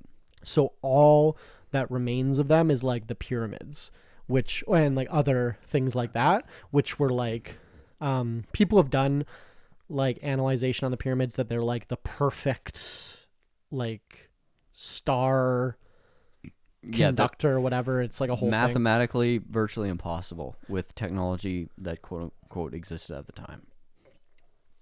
Like and then like so still kind of impossible to make now. So there's a theory that they needed to make those out of stone for some reason. They couldn't like there was some. Yeah. They were a communication dish for another planet. Something like that. Anyway, whatever.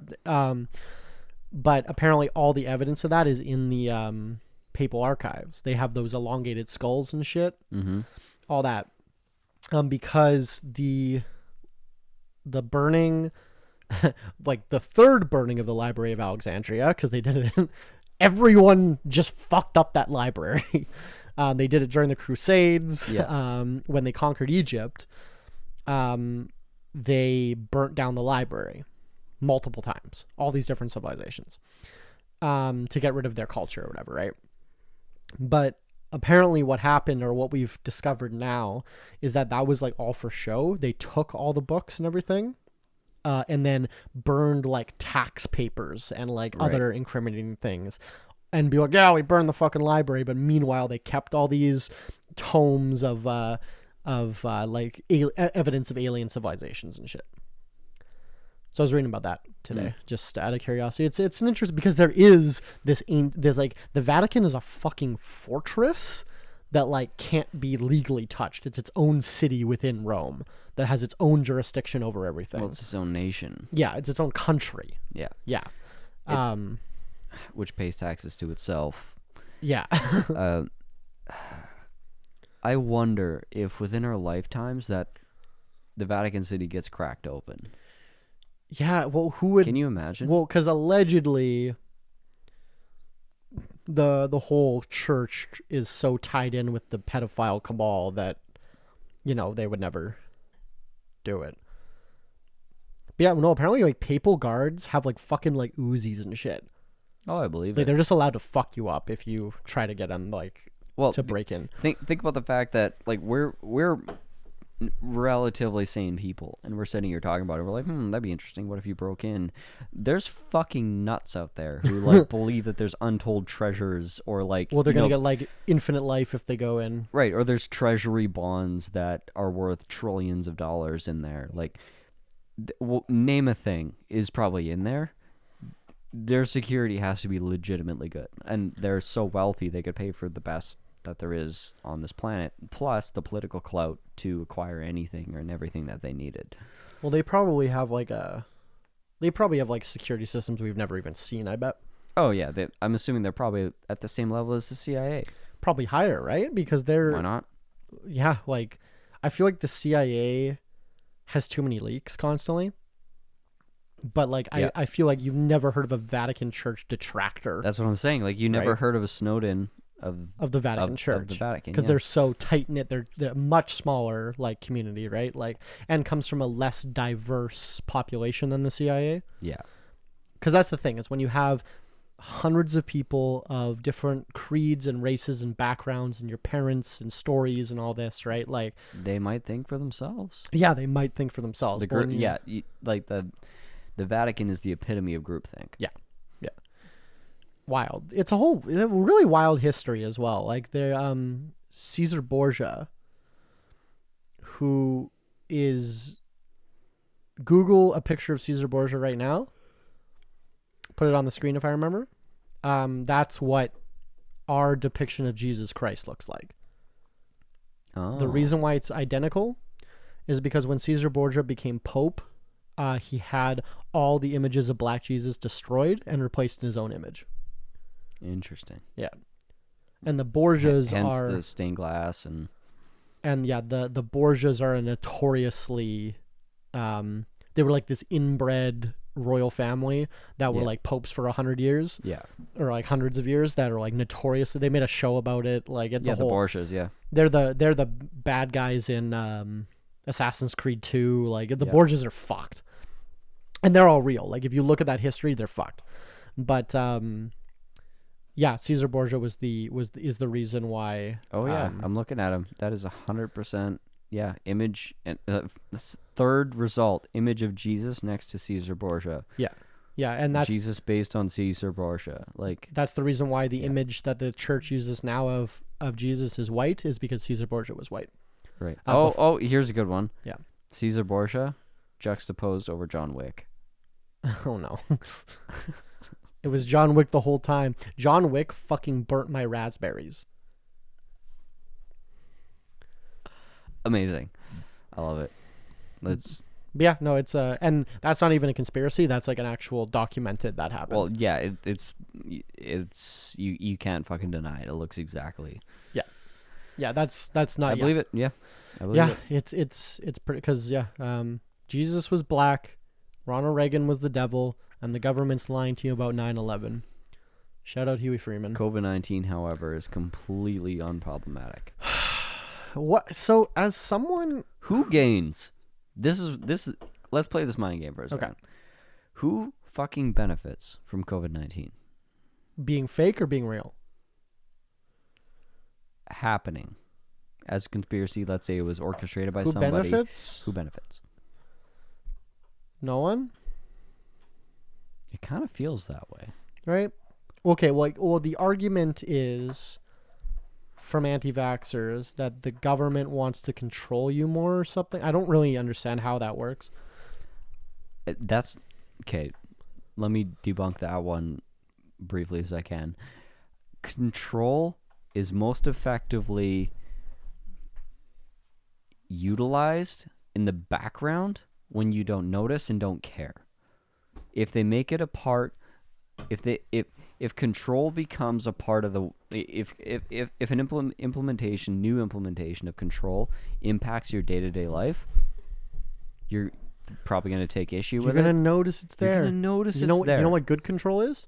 You take 53% of their income and use it to fund wars in the Middle East.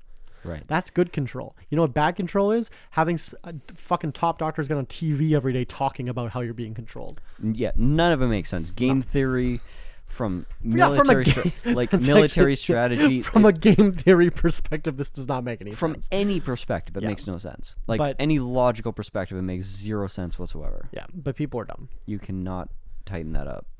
Oh, baby. It makes zero sense. The government, I don't see how the government benefits. The government has fucking suffered because they can't get about their business without dealing with this bullshit. I agree. I would love More to... people care about politics now than they used to. Is there a smart anti-vaxxer? Somewhere. We should debate them. Eh, Do you think you could have a full-on debate without getting mad? Without just, like, devolving into trolling them? I don't want to have a debate with an anti-vaxxer because I don't want to be... I'm not a fucking doctor. I'm not a good authority to debate my side. Exactly. That's a really good point. I like that. I would talk to that person and question their fundamentals, their values. Well, could we have them on this podcast, maybe? Sure. That might Like- be a... Like I 100% would talk to that person. I don't want to get into the nuts and bolts of medicine. because I don't know how medicine not works. fucking relevant to me. I'm not the guy. Yeah.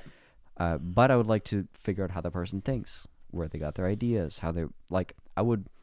My approach would be I would pick that person apart in terms of the foundation of their beliefs and assumptions and whatever. It's like, okay, you read these articles. Okay, why did you start reading these articles? Nobody benefits from the pharmaceutical companies definitely don't, because if you look at the actual pharmaceutical companies, they make way more money when the health systems operate normally and have routine procedures, have routine drugs getting administered to people. Like, they make more money. Medical, if you look at the stocks, medical has not been doing that well. If you look at the revenues, they have not been doing as well as they typically do. Here's one. Period. Here's one that you can refute. They want to put small businesses out of business so corporations can continue to take over. That's probably the most compelling argument I've heard. First of all, who's they is the hard question. That's whatever. Well, how many fucking of these right-wing posts do you scroll past to just say they, and then some fucking thing? It's like, who are these people? Okay, right. let's it's let's the say op. It's the not you. It's the S&P 500. Presumably, the CEOs and owners of Walmart and Costco and fucking all these people. You think they can get along? And it goes back to no, you can't. I can't get fucking 10 people together for a flag football game. Never mind. Like, listen to genuine stories. You have Bill Gates hates Elon Musk, right? hates Elon Musk. Yeah. Also is diddling his assistant. Also, allegedly. Well, no, his to be fair, his wife worked for Microsoft. That's how they met. Right. Yeah. Gross person. Who the fuck is the current CEO of Apple? I always blank on Tim Cook. Tim motherfucking Cook. No, you know what his name is? Trump. Tim Cook. No, Trump called him Tim Apple one time. Tim Apple. That was so funny. Okay, so Tim Apple. He's like, thanks, Tim Apple, for being here. Yeah. Yeah, so Tim Apple. I'm sure he was probably really happy about that, honestly. He also called Little Pimp one time. Nice. Because remember, Little Pump was like doing this whole thing where he was voting for Trump. Yeah. And then he's like, yeah, thanks to my friend Lil Pimp. It was so good. Also, okay. Who was the other problematic rap artist that said some really bigoted shit on stage and was a big Trump supporter? No, he wasn't Trump supporter. DaBaby just said a bunch of transphobic shit. He did a Republican event. DaBaby did? Yeah. I don't know about that. I'm 90% sure he did. Okay. He did an no, event. I know for the that Republican Party. Lil Wayne was like wearing MAGA hats and shit. Yeah. Got in like 2018, got like 7 years in prison for fucking owning weapons on probation or whatever. Yeah. Fucking Trump pardoned him. Yep. Everyone in the hip hop community was like, that motherfucker was playing the long game. Like, he got fucking Trump. Well, Trump pardoned Lil Wayne and Kodak Black. Yeah. Got Kodak out of fucking prison. Like, yeah. Which is amazing. Imagine getting a presidential pardon. That's the ultimate fucking flex ever. That's Dude, I would insane. release an album called Presidential Pardon. 100%. 100%. Yeah. Yeah, like fuck, he didn't. Well, Snowden tweeted on like the eve of Trump's, like when it switches the presidents, saying if you're only going to pardon one person, pardon Julian Assange. Yeah, Assange. Yeah. Don't want to pardon me. Yeah. Pardon Julian Assange. Or do both. Yeah, but I was like, that is good for him. My favorite part about that whole phase was Giuliani taking bribes openly for. Isn't Giuliani in jail now? For that shit? I wish. No, who's No, Giuliani's in jail, right? His lawyer? Who's his lawyer? Trump's lawyer. Is that Giuliani? Yeah, he's in fucking jail. No, he's not. Okay, who am I thinking? You're thinking his campaign manager, which is named Tim Apple. Yeah. And then I'm drunk. Don't call me on names. You know what he's in jail for? Burning raspberry crops. Oh. I'm gonna make that a running joke on this podcast. Okay, so anyway, we're talking about the they. Oh yeah. So Tim Apple was fucking brutal in a conversation with I don't know if it was because it's Apple and Facebook. Have been- Sidebar. Not going to be called Facebook by the time this episode comes out. Oh yeah. They're renaming Facebook. Oh, that was the subject I wanted to tinfoil hat the shit out of. Okay, well, Okay, so Tim Apple roasted Zuckerberg. And, like, they have this like high level tech conference where like the great minds of tech meet once a year, and Tim Cook just like laid down the gauntlet and was like, "Fuck you and your sale of people's data. Like, this is." I think it's morally abhorrent. The fact that you have a business on it is absolutely ridiculous. I'm going to do everything in my power to fucking destroy you. Like, that's how Tim Apple talks to the Zuck. And it's really gross. I know. I'm sorry. I'm drunk. Who's they? Like, they don't get the fuck along. Bezos and They don't have interests that align. Like, these are a bunch of egocentric billionaires. Bezos and Musk are beefing right now. Right. Musk just sent him a second place trophy when he passed him in net worth. Like, is this just for posturing? No, I think it makes sense. Like, Occam's razor. The simplest explanation is always the right one. Often the right one. Yeah, I don't believe that there's like a cabal of billionaires doing whatever. I think they're just all self-interested. That's why that's not? what makes the most sense. Why? Well, of course, right? Because in order to be a part of collective good, those people wouldn't have become billionaires in the first place if they were want to be part of collective bad. Right, but just the nature of being a part of a collective bad would mean that they were willing to cooperate in the first place. And act against their own interests in some cases, which is not really how those people work. Like, it doesn't track. I don't disagree with you. I'm just trying to make the anti-mask argument, right? Like, so it doesn't track. Like, this is why I talk about understanding the abstract. Mm-hmm. The macro is I think incompetence explains virtually everything in a very, very nice way. And self-interest and incompetence pretty much explains away virtually every disaster that the world 99% of fucking... Yeah. Like Fauci, fucking self-interested. Yeah, that's why he owns the fucking lab. Like, gain-of-function research was something that he thought was important, and his bias is now ride or die on this idea that he spent his life trying to promote, and look what it's fucking done to the world. Thanks COVID-19, thanks Fauci. He will die on that hill. Okay, so one word answer. Do you think pre-internet, if COVID happened, would it be this bad? Pre-internet? Yeah. If people didn't have fucking videos of Trump telling them to drink horse pills, if people didn't have Facebook groups, pre-internet, all they had was, the media telling them, do you think COVID would have gone on fucking 2 years now? I think COVID would have gone the way of the Cold War. Elaborate. The enemy would have been the other. Would have been China. Would have been in that realm. Because it originated in China. Right. China would be the enemy. Right. But wouldn't, I think there would have been more of a cohesive us versus them. You know what the Cold War really did? The Cold War was awful, obviously. It was a fucking propaganda machine by the United States. But you know what it did? It brought United States people together. Yes. That's what I'm saying. I think if it happened in that era, that's what would have happened. But now Facebook is in control, not the government. You know what? Or Facebook's algorithms, rather, so are in control. Joe Biden's approval rating just hit his all-time low. Which is standard. So I was curious. When I say standard, I mean it's at this time of presidency, et cetera, et cetera. Usually your approval rating hits an all-time low roughly this far after your election. So I was curious of how other presidents stack up on approval rating. He's still doing better than Trump did on average.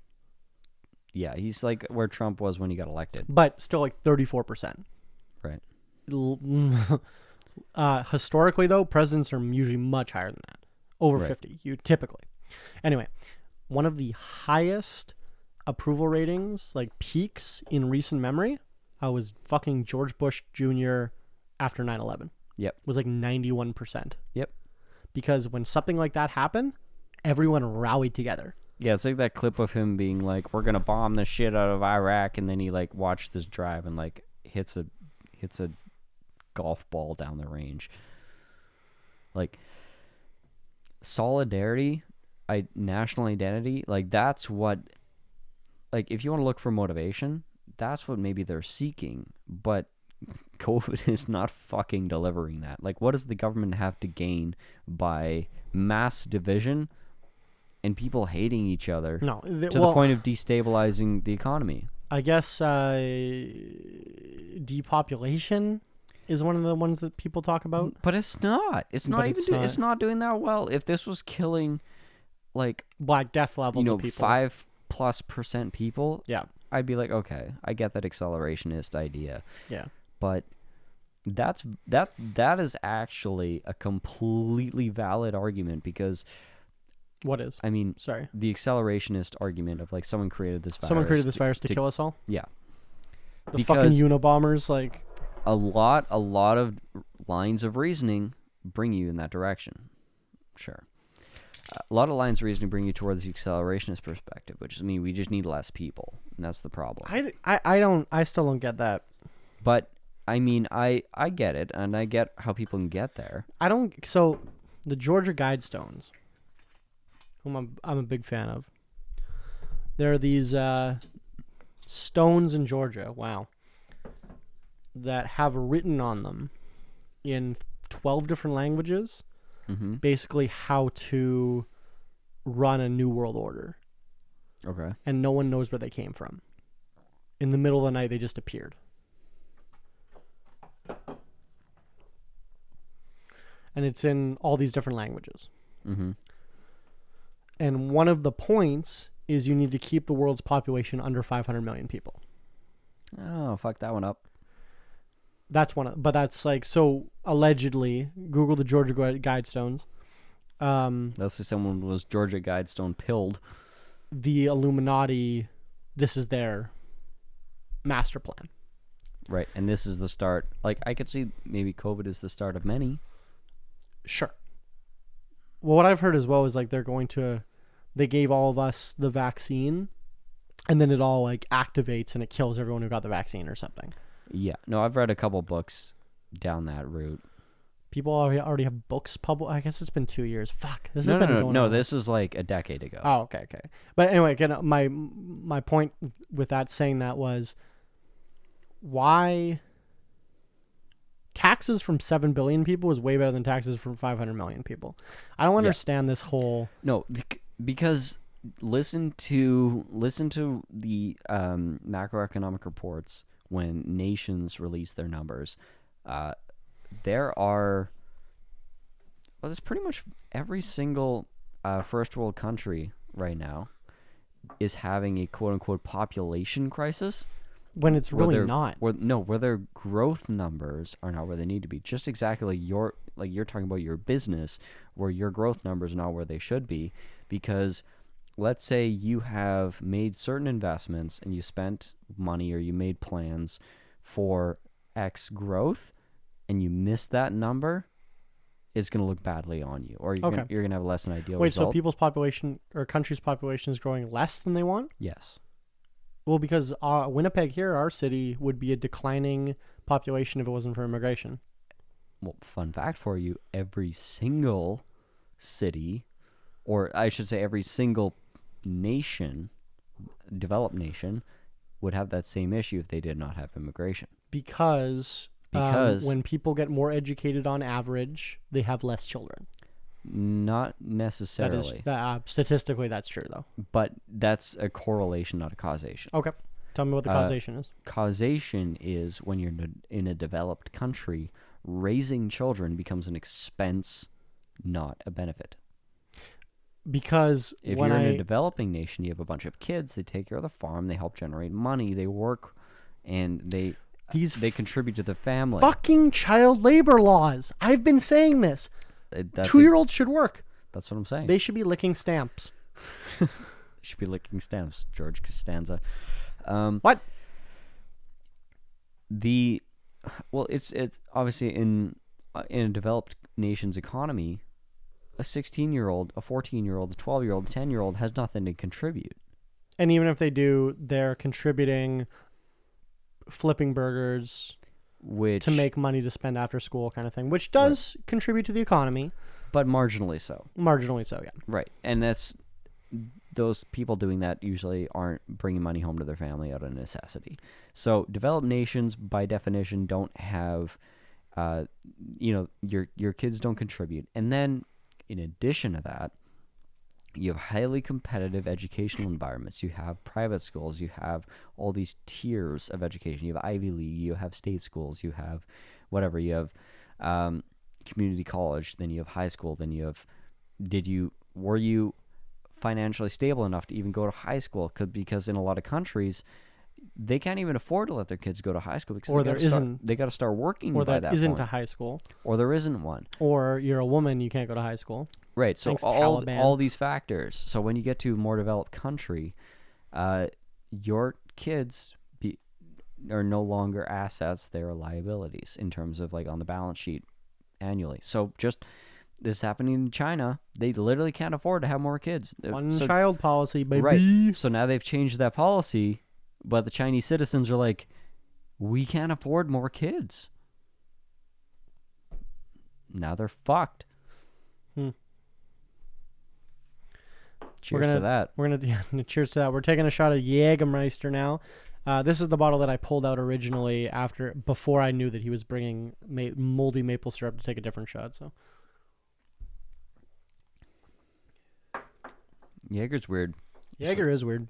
It's like black licorice. It literally just is black licorice. It's only 35%. But Yeah. I never drink Jaeger bombs. Yeah. Which is Jaeger and Red Bull. Yep. Until Wyatt, my employee, he drinks like once a year. Yeah. On his birthday. And that's all he and drinks. He just fucking drinks Jaeger bombs and Riot Punch, which is like vanilla Smirnoff vodka in Sunny D. Oh God. Oh dude, it kills you. It gets you fucked up quick. That's dangerous. The herbal liqueur. They age this in oak. That's really interesting. I didn't actually know that. Okay, so anyways,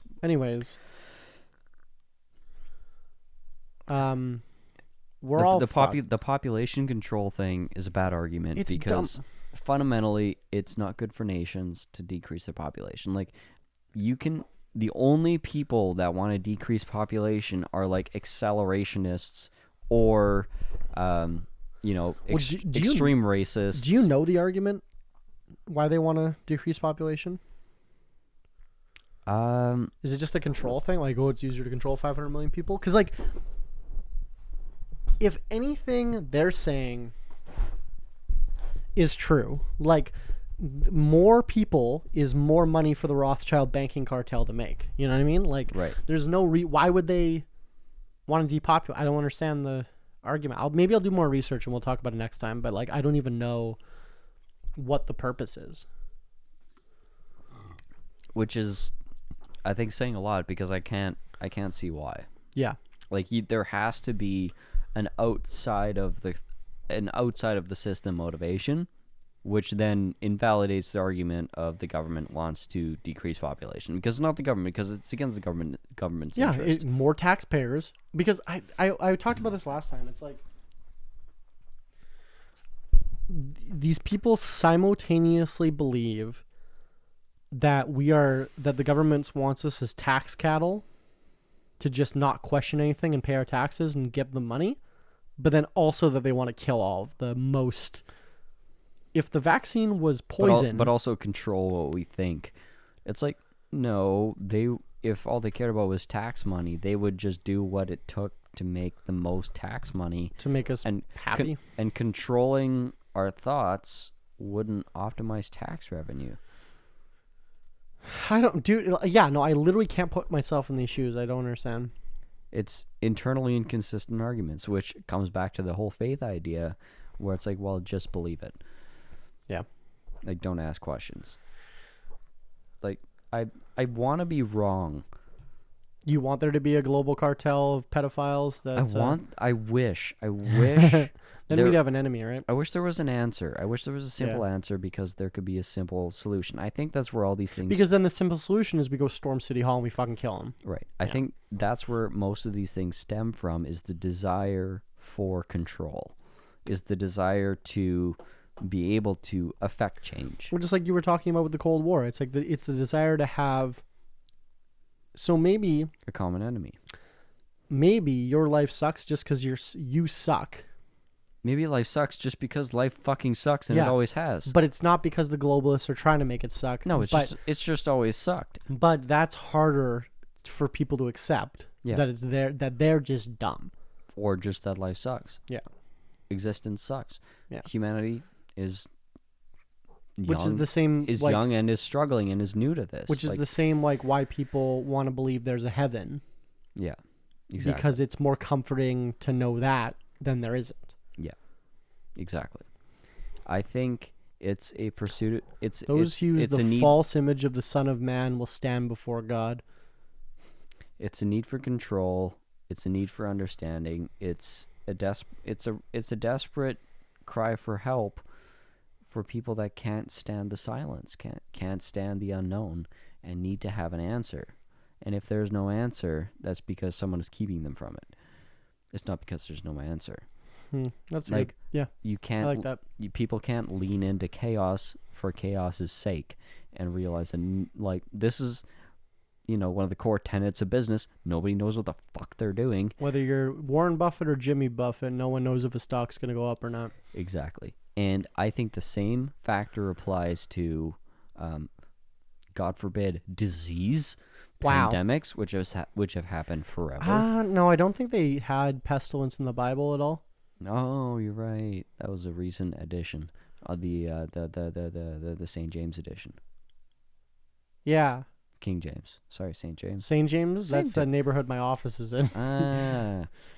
Yeah. Pestilence isn't real because true. nobody can profit from it. And Jesus isn't real because no one can profit from it. Wait. What about Che Guevara? He's Jesus. Oh, yeah. No, that was Caesar Borgia. Oh, yeah. I think we should... We're kind of going off the rails here. We should... we're going to... I keep wanting to say transfer. What is it called when you move Transition. Transition. Shout out Anthony Fantano. To the segment that we call Business Tip of the Week, where Tyler and I give you a business tip of the week that we are currently struggling with or going through or we figured out or learned recently in business that relates to our current business thing. I have one off the top of my head if you want to think about yours. It was something I've been thinking about all week, and we talked about it earlier with my prices of raspberries going up and my prices of everything going up.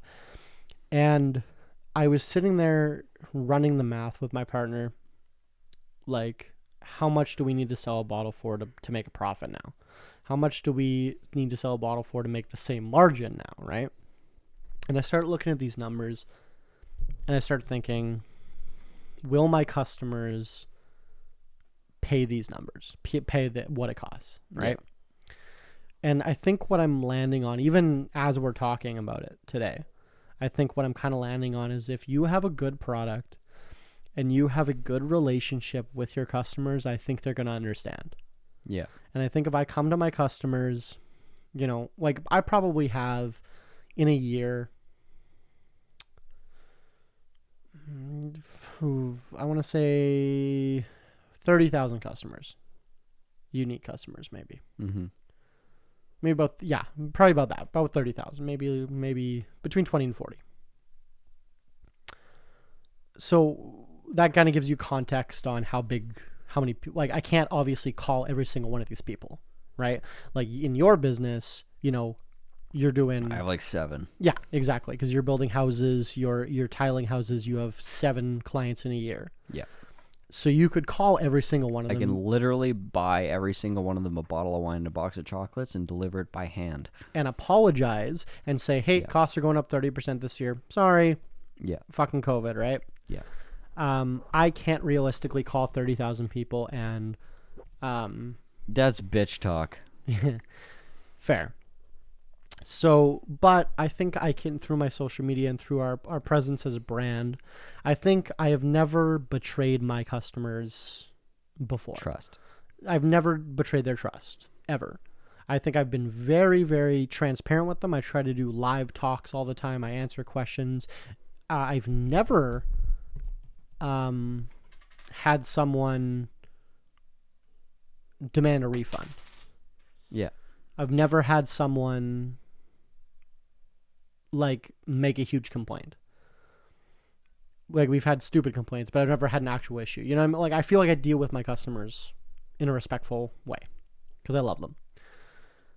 And I think when I explain to them that the cost of everything is going up, and realistically, I'd have to 4x my fucking costs. I'd have to sell $90 bottles to make the same margin I was making before. Yeah. And I'm only going to increase it by 10% or whatever. I haven't come up with a number yet. I think if I can talk to them like that, I think they'll understand and they'll still support us. Yeah, most likely. So I think as long as, I guess it's a kind of a two-part business tip.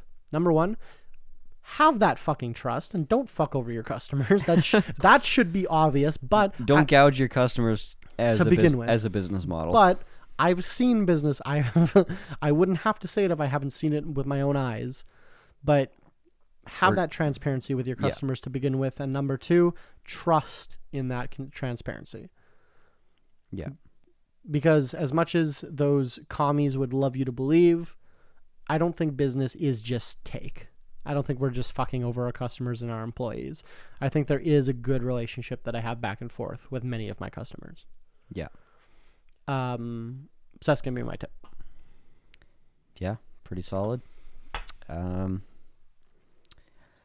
I'd say let empathy be your leading interest, not your politics, because I have made money in the thousands. You know, granted, this is me as an individual with a fucking trowel in my hand. Not very sophisticated. I have made in the thousands of dollars because business owners in my segment are, you know, typically older, typically more conservative, German, Italian, and, you know, generally Eastern European, which is, if you know anything about politics, swinging hard to the fucking right, living in communities that are hard to the fucking right, turning down jobs. I just did one right before I came here where they did a full install, nice bathroom, and they had a warranty where, like, the floor heat system failed. So the manufacturer comes in, diagnoses it, whatever, fixes, okay, our bad, this is a warranty job. The original installer could have been paid, I think it's in the ballpark of like $500 to $600 to replace roughly a third of 1 square foot of tile. $600. That's a lot of money. It's a lot of fucking money for a service call. It's a lot. It's way too much, but, you know, it's a multinational, multi-billion-dollar company paying for a warranty job. They're like, whatever, we don't give a fuck. We don't ever pay these out. Could have done it. Did not, because, quote, clients are vaccinated. Oh, wow. Yeah. Why do they even know about that? They asked. Yeah, well, because, like, I wouldn't even ask. So they refused to go back to this house where they provided the service, they did a full installation pre-COVID. COVID happens. Wait, so is your business tip to not give a shit? My business tip is empathy before politics. Because they need their floor fixed, and you think they're idiots. If it's an issue, if it's legitimately an issue, say, you know what, I'm concerned about my safety. I'm concerned about, you know, some certain things. Is it possible if they leave that the house, I could come do the repair when no one's home? Yeah. That's what I would say if I had to do it for unvaccinated people. Right. I would say, can you be 6 feet away from me while I do this? Or can you leave the house? Yeah. What they believe in is vaccine shedding, which by definition is not based in any science. Apparently is a real thing. Not in this century. No, not apparently has happened during the polio vaccine. in Which the was like 50s. ripping scabs off of dead people and rubbing them into wounds of not dead people. No, it was but I think it's like 1 in 10 million cases or something. Very it can happen. It is definitely a thing. But vaccine, like quote unquote vaccine shedding, No, no, mRNA vaccines aren't. it's not possible. They don't have the virus. There's no dead virus. There is no dead virus. It cannot happen with mRNA. That was my point. And also during the polio vaccine, they didn't. The vaccine shedding happened from maybe not a dead virus. Well, because you can't. Whatever. Anyway, but if somebody that you know is worried about vaccine shedding, you know what you tell them? To protect against vaccine shedding, wear a mask. Yeah. I saw these. There's a fake. It's like a satire page that's making fun of anti-vaxxers, and they're posting a bunch of shit that's like all this information about vaccine shedding. It's like, to protect yourself, wear a cloth mask over your mouth and nose. Yeah. And then the fucking commie vaccinated people can't give you the poison if you wear a mask over your vaccine nose where you're in a supermarket. Yeah. They can't breathe on it. Yeah. Yeah, it's full so funny. full circle. Yeah, full fucking circle. But they were trying to trick people, right? Yeah. Like, so funny. So, anyways, this guy opts out of this job because their clients are vaccinated. And one of the last jobs I did last summer was they had a tile guy who did a bunch of work for them, and they called him back, and they asked him about, like, this was before vaccines were out, and they asked him, like, okay, so what's your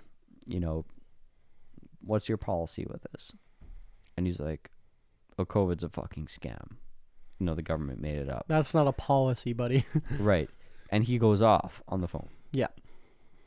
And they're like, oh, no, that's not okay. Like, they're in their 70s. They're an older couple. They're worried about it. They're, like, valid. They should be concerned. They should be careful. Yeah. They are at risk. They have comorbidities, whatever, as most people in their 70s do. So they didn't bring him back. And they were looking for a contractor for 2 months before they found me. And this guy's probably on Facebook being like, I'm getting fucking blacklisted because of my personal medical choices. I got canceled. Yeah. It's like, no, dude, you had a big fucking mouth and you shot yourself in the foot. You have results to your decisions. Yeah. So if you have consequences, that's the word. Yeah. There's consequences to your fucking decisions, and if you have politics that are conflicting with your business, find a way to adapt to it.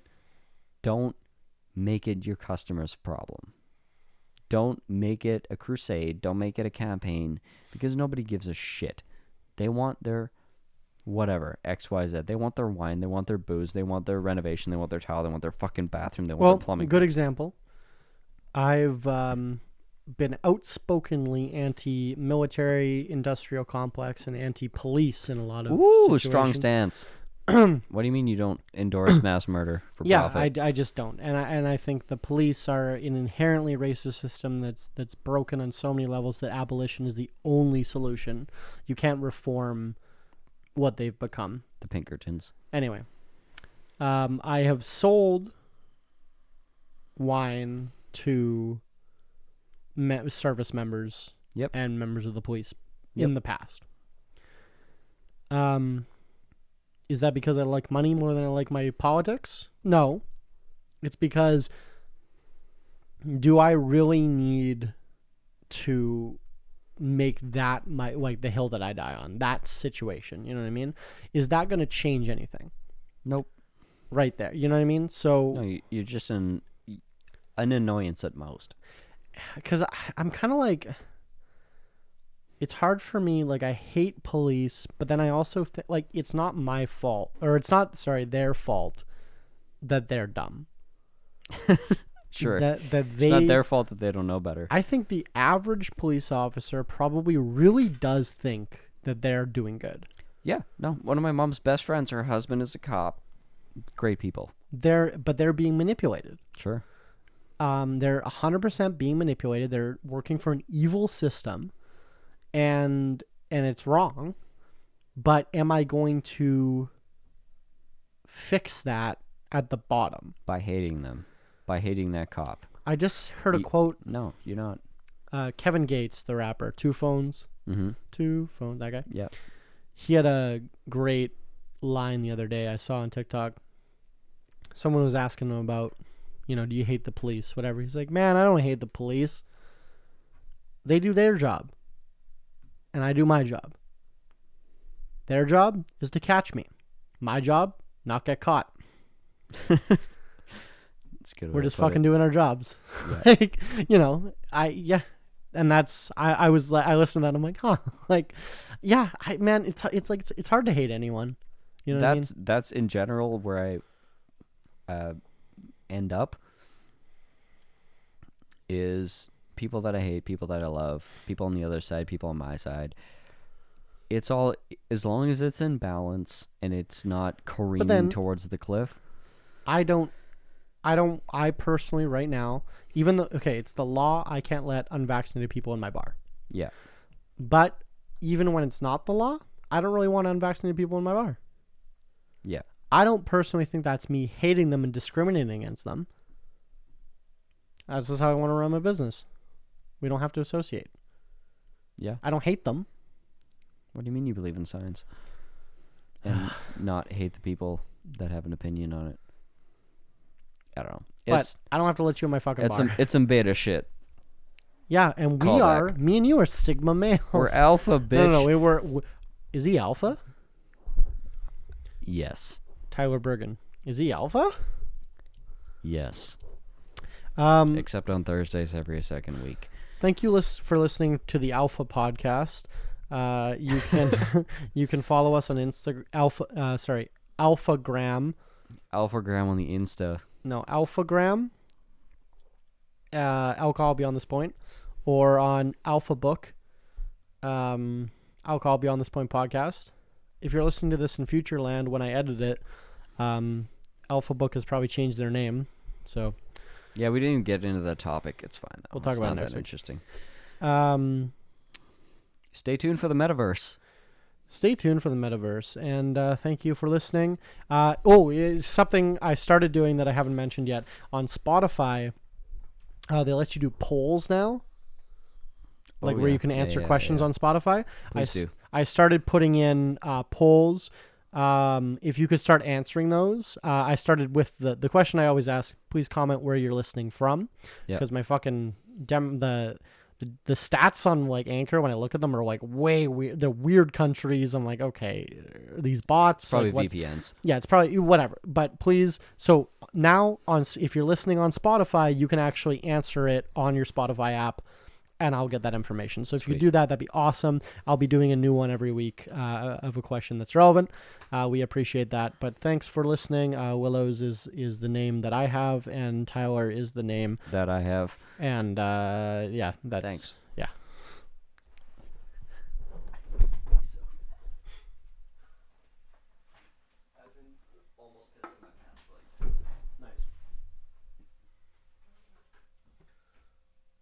Alcohol Beyond This Point podcast. This isn't two podcasters talking business. This is two business guys trying to podcast.